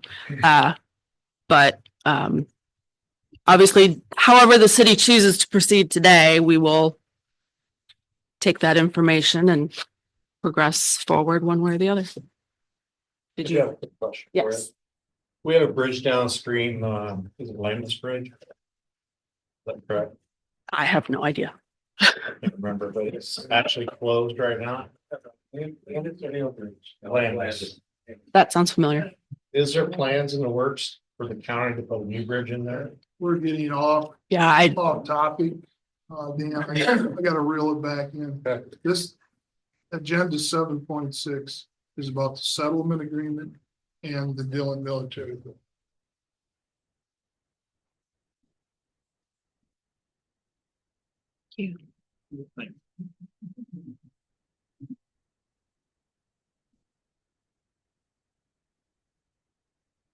Is there a similar packet of information that's going to be delivered to the supervisor, Mr. Fitz?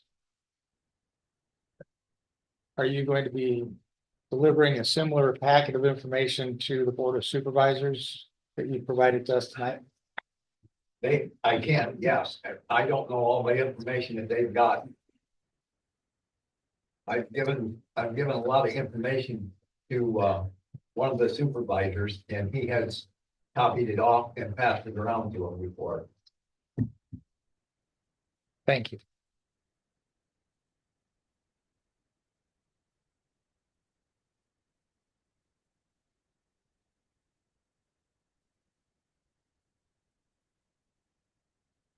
Anyone new from the public?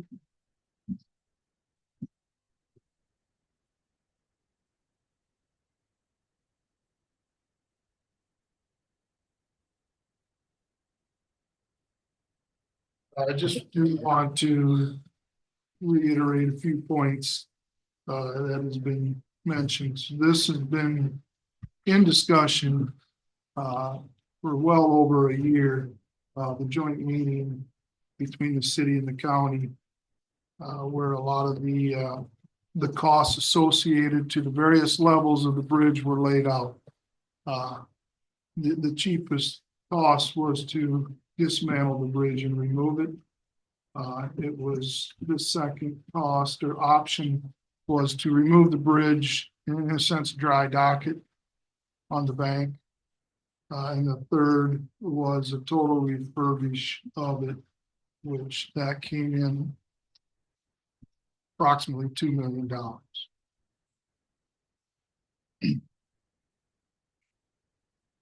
Once the city, in a sense, I don't use the word lawsuit because I still am not in agreement. That's by definition of what the city did, that's what it is.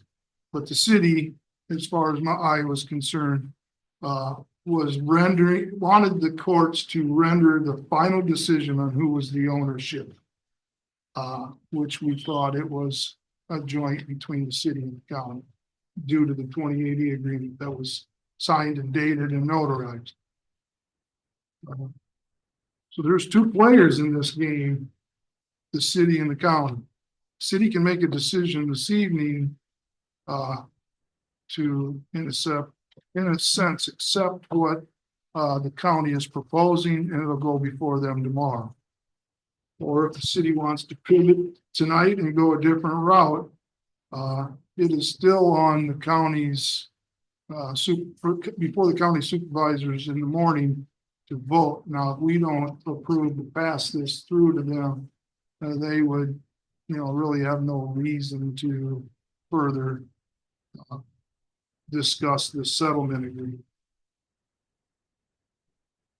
6 council members, myself, and the city administrator have worked over this almost every angle that we could. I don't believe any of the 6, current and 6 of the previous, want to remove that bridge. But there is a fiscal responsibility to the taxpayers of the community. Infrastructure of roads, water, sewer, maintenance of the buildings, salaries of staff, that is all part of the city's responsibility. With the change in Des Moines, it has really handcuffed communities and counties to operate with, in a sense, the finances that it would need, they would need, similar to what you in the private sector need to operate your daily residents in commercial businesses. So what I'm trying to say is the council has not taken this lightly. The information has been out there, whether you have been accessible to it or not. The county or the city has met every obligation in releasing that information. Like Councilman Weimer, I do take a slight offense to statements saying that the city is not being transparent. That's a crock. The city has been transparent through this. There has been some stuff brought before the council this evening. I'm not saying it's a game changer, but it could be consideration. But that is not the agenda item for tonight. We have a motion and a second to approve the settlement agreement. Unless that motion is rescinded, I have to take that to vote.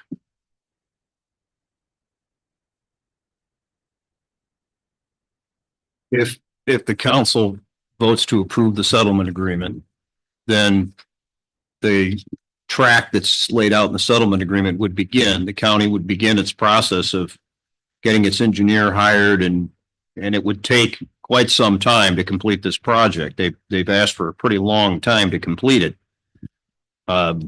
If the private entity wanted to buy the bridge in the meantime, there's nothing preventing the private entity from approaching the county and the city and saying, we'd like to buy it, and here's how we'd like to do it, and here's the terms we want. There would be some amount of time that it would have to do that, to still make that approach to the county and the city.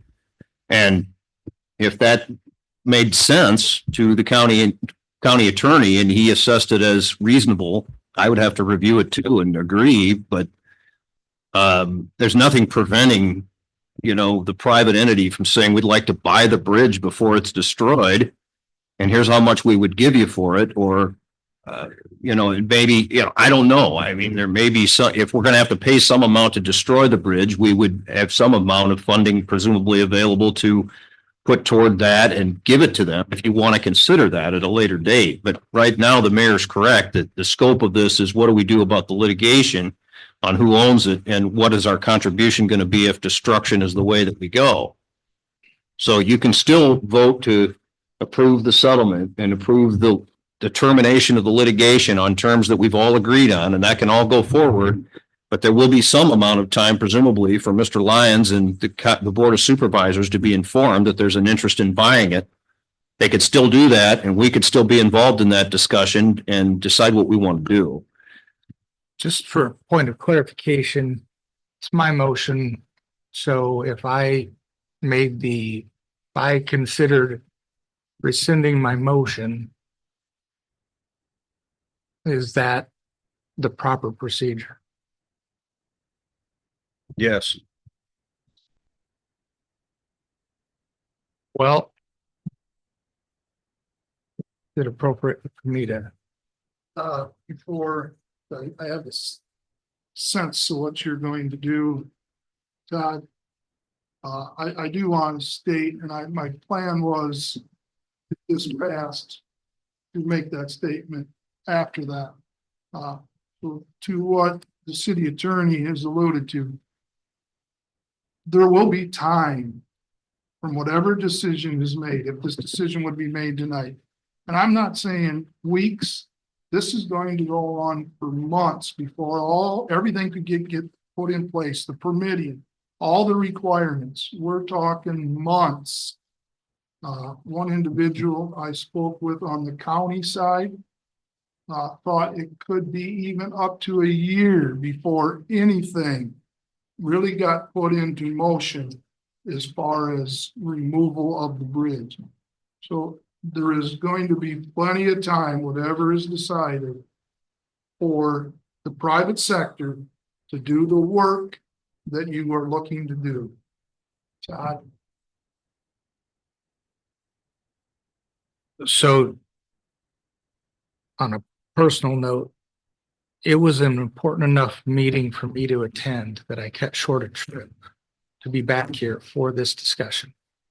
And I don't say that lightly, and I don't ask for sympathy about it, but for anybody to question what this group has done to try to do what we can to take care of that bridge, that's how important it was for me to break speed limits and cut my trip short to get here. What I will consider, and I will give you a gift. I will give you this gift. I will move to rescind my motion with the caveat that I want this back on the agenda, the first meeting in July. Because we're going to do something with the bridge. It's been on my radar for 3 years. And if it's what causes me to lose favor with people, that's fine. We're going to get something done because the can has been kicked for too long. But I will give you the gift of taking back my motion, and I want it back on the agenda for the July meeting, the first July meeting, and that will give whoever wants to make their presentation to the Board of Supervisors, make your presentation, but in the very first meeting in July, come hell or high water, from my perspective, we're going to do something with the bridge. So I'll make the motion to rescind my motion for approving the settlement agreement today. Patrick, Todd can just rescind his motion. Yes, and then there'd be nothing on the floor. Are you also making a motion to postpone to the first meeting in July, the consideration of the approval of the settlement agreement? Yes, because I want it done. I'll second. The original motion has been rescinded. There's another motion by Todd, second by Dan, to place this agenda item on the first council meeting in July. Council discussion. I just got one question. If it's, you say it could take up to a year if we decided tonight to go ahead with the first motion. It could take up to a year, which that's fine. Things take time. Then why is it such an issue for you, Todd, to tell us that you broke speed limits, cut your vacation short, to make such a statement that it has to be on the next meeting? Because this has been. I don't think that's right. I'm not done here yet. I don't think that's right, the way you said that to these people, all of these people, to make such a demand. Oh, I'm not making a demand. The only demand I made. Sounds like you are. Demand I made because this has been ongoing. And the statements today by some suggested that this has not been transparent, and it has absolutely been transparent. I can disagree, Mr. Shada, and I will be respectful about that.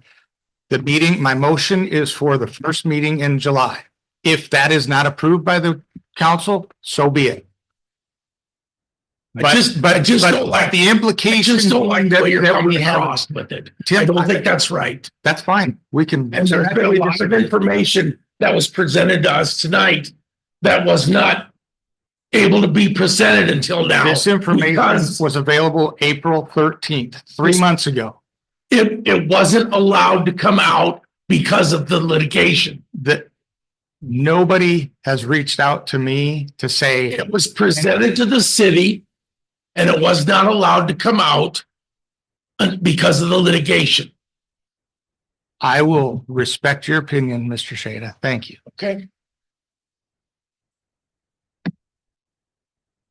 Well, the ramification is the trial starts July 20th. So we don't have a lot of time. My thought would be I would call the county attorney in the morning and explain what happened and say that we're still going to make another, unless something dramatic happens, we're going to be just considering this at the first meeting in July. Now that's cutting it close to the trial date, but there's still time to settle the case if that's what the council chooses to do at the first meeting in July. So Patrick, if the information wasn't allowed to come out because of we were in litigation, why would it be allowed to come out now? Well, allowed is kind of an interesting word. It is. Private entities can always, talk to public officials and say, hey, I'd like to buy the bridge, for example. How do I get that in front of the council?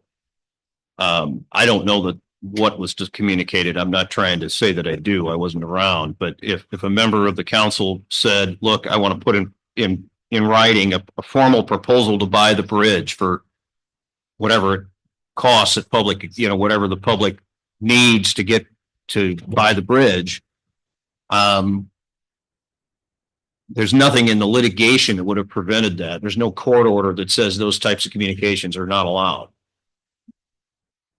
So the problem that we're running into here is that we're on the eve of settling litigation that goes to court in whatever it is, 6 weeks. And we're suddenly presented with no actual specifics, like there's no formal proposal. Normally when you're going to buy a massive piece of public infrastructure, you submit a document that says, here's the purchase price, and here are the terms under which we would take it over. We don't have anything like that. Right.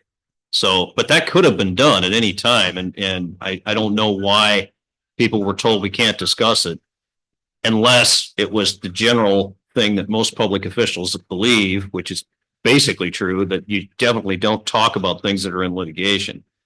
That's kind of I can understand why somebody would say that, is what I'm getting at. I might tell people to say that if I didn't know what they were being asked about. Okay.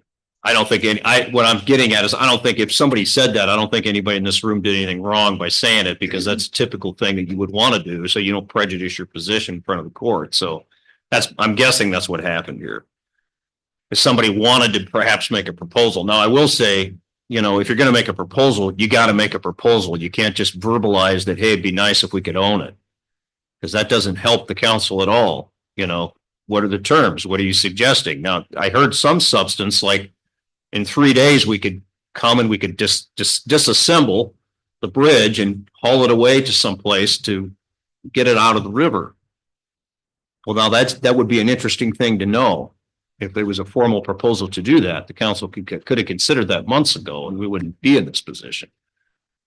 So I guess what I'm saying is, as Kay pointed out, we don't have a lot of time here. If there's going to be a formal proposal, we'd like to hear it. And I think the County Board of Supervisors probably needs to hear it too, so we know what we're doing with this lawsuit.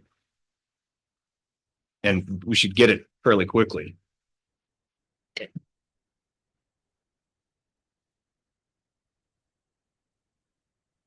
Council, any further discussion on the motion on the floor?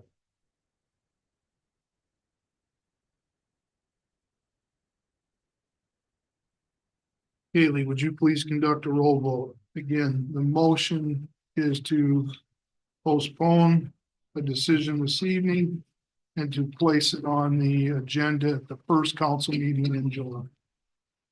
Haley? Kurt, Um, yes. Crump, Yes. Dave Smith. Shada, Yes. Weimer, Yes. Dan Smith. Yes. The motion carried unanimously. I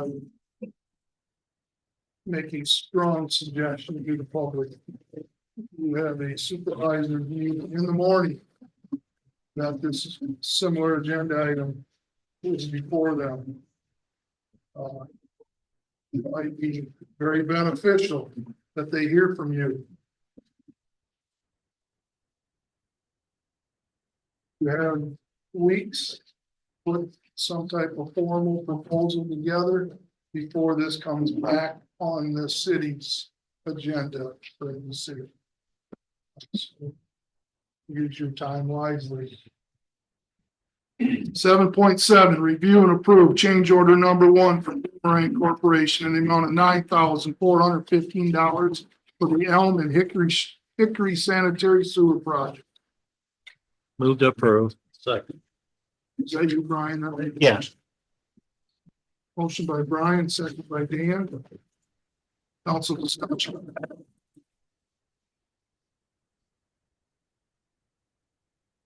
Public comment? Haley, please. Yes. Dave Smith. Shada, Yes. Weimer, Yes. Dan Smith. Yes. Kurt, Yes. Motion to approve change order number 1 carries. 7.8, review and approve consent agenda pay request totaling $119,535.88. There is 5 items. I will read all 5 off, which council then can make a motion to bring all 5 up for a single vote and discussion, or council can make a motion on any of the items. Before I move forward, please, council is still in session.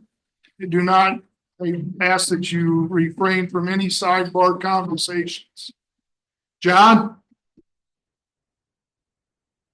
If you guys want to stay outside, that's. John? No more discussion. Council has business to do here yet. Item A, from ECOG in the amount of $450 for the downtown facade revitalization project. Item B, from HR Green in the amount of $2,257.15 for the Elm and Hickory Sanitary Sewer Project. Item C, from HR Green in the amount of $5,200 for the water treatment plant aerator replacement project. Item D, from Martin Garner in the amount of $4,640.64 for the downtown facade revitalization project. Item E, from Woodruff Construction in the amount of $106,988.09 for the water treatment plant aerator replacement project. Second. Motion by Kay, second by Rich. Council discussion on any of the items.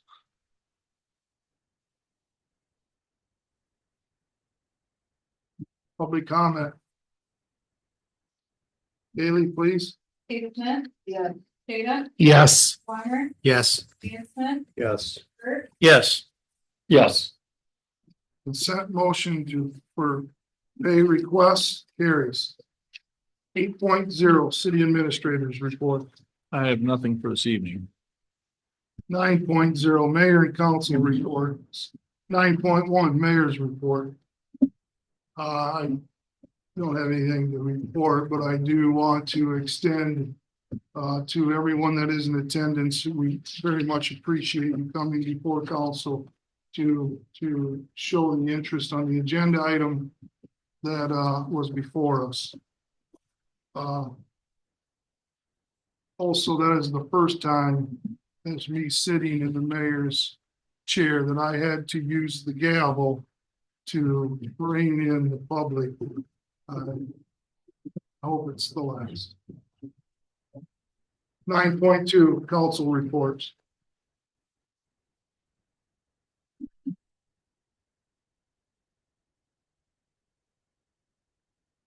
Ten point zero, public comment for items not on the agenda.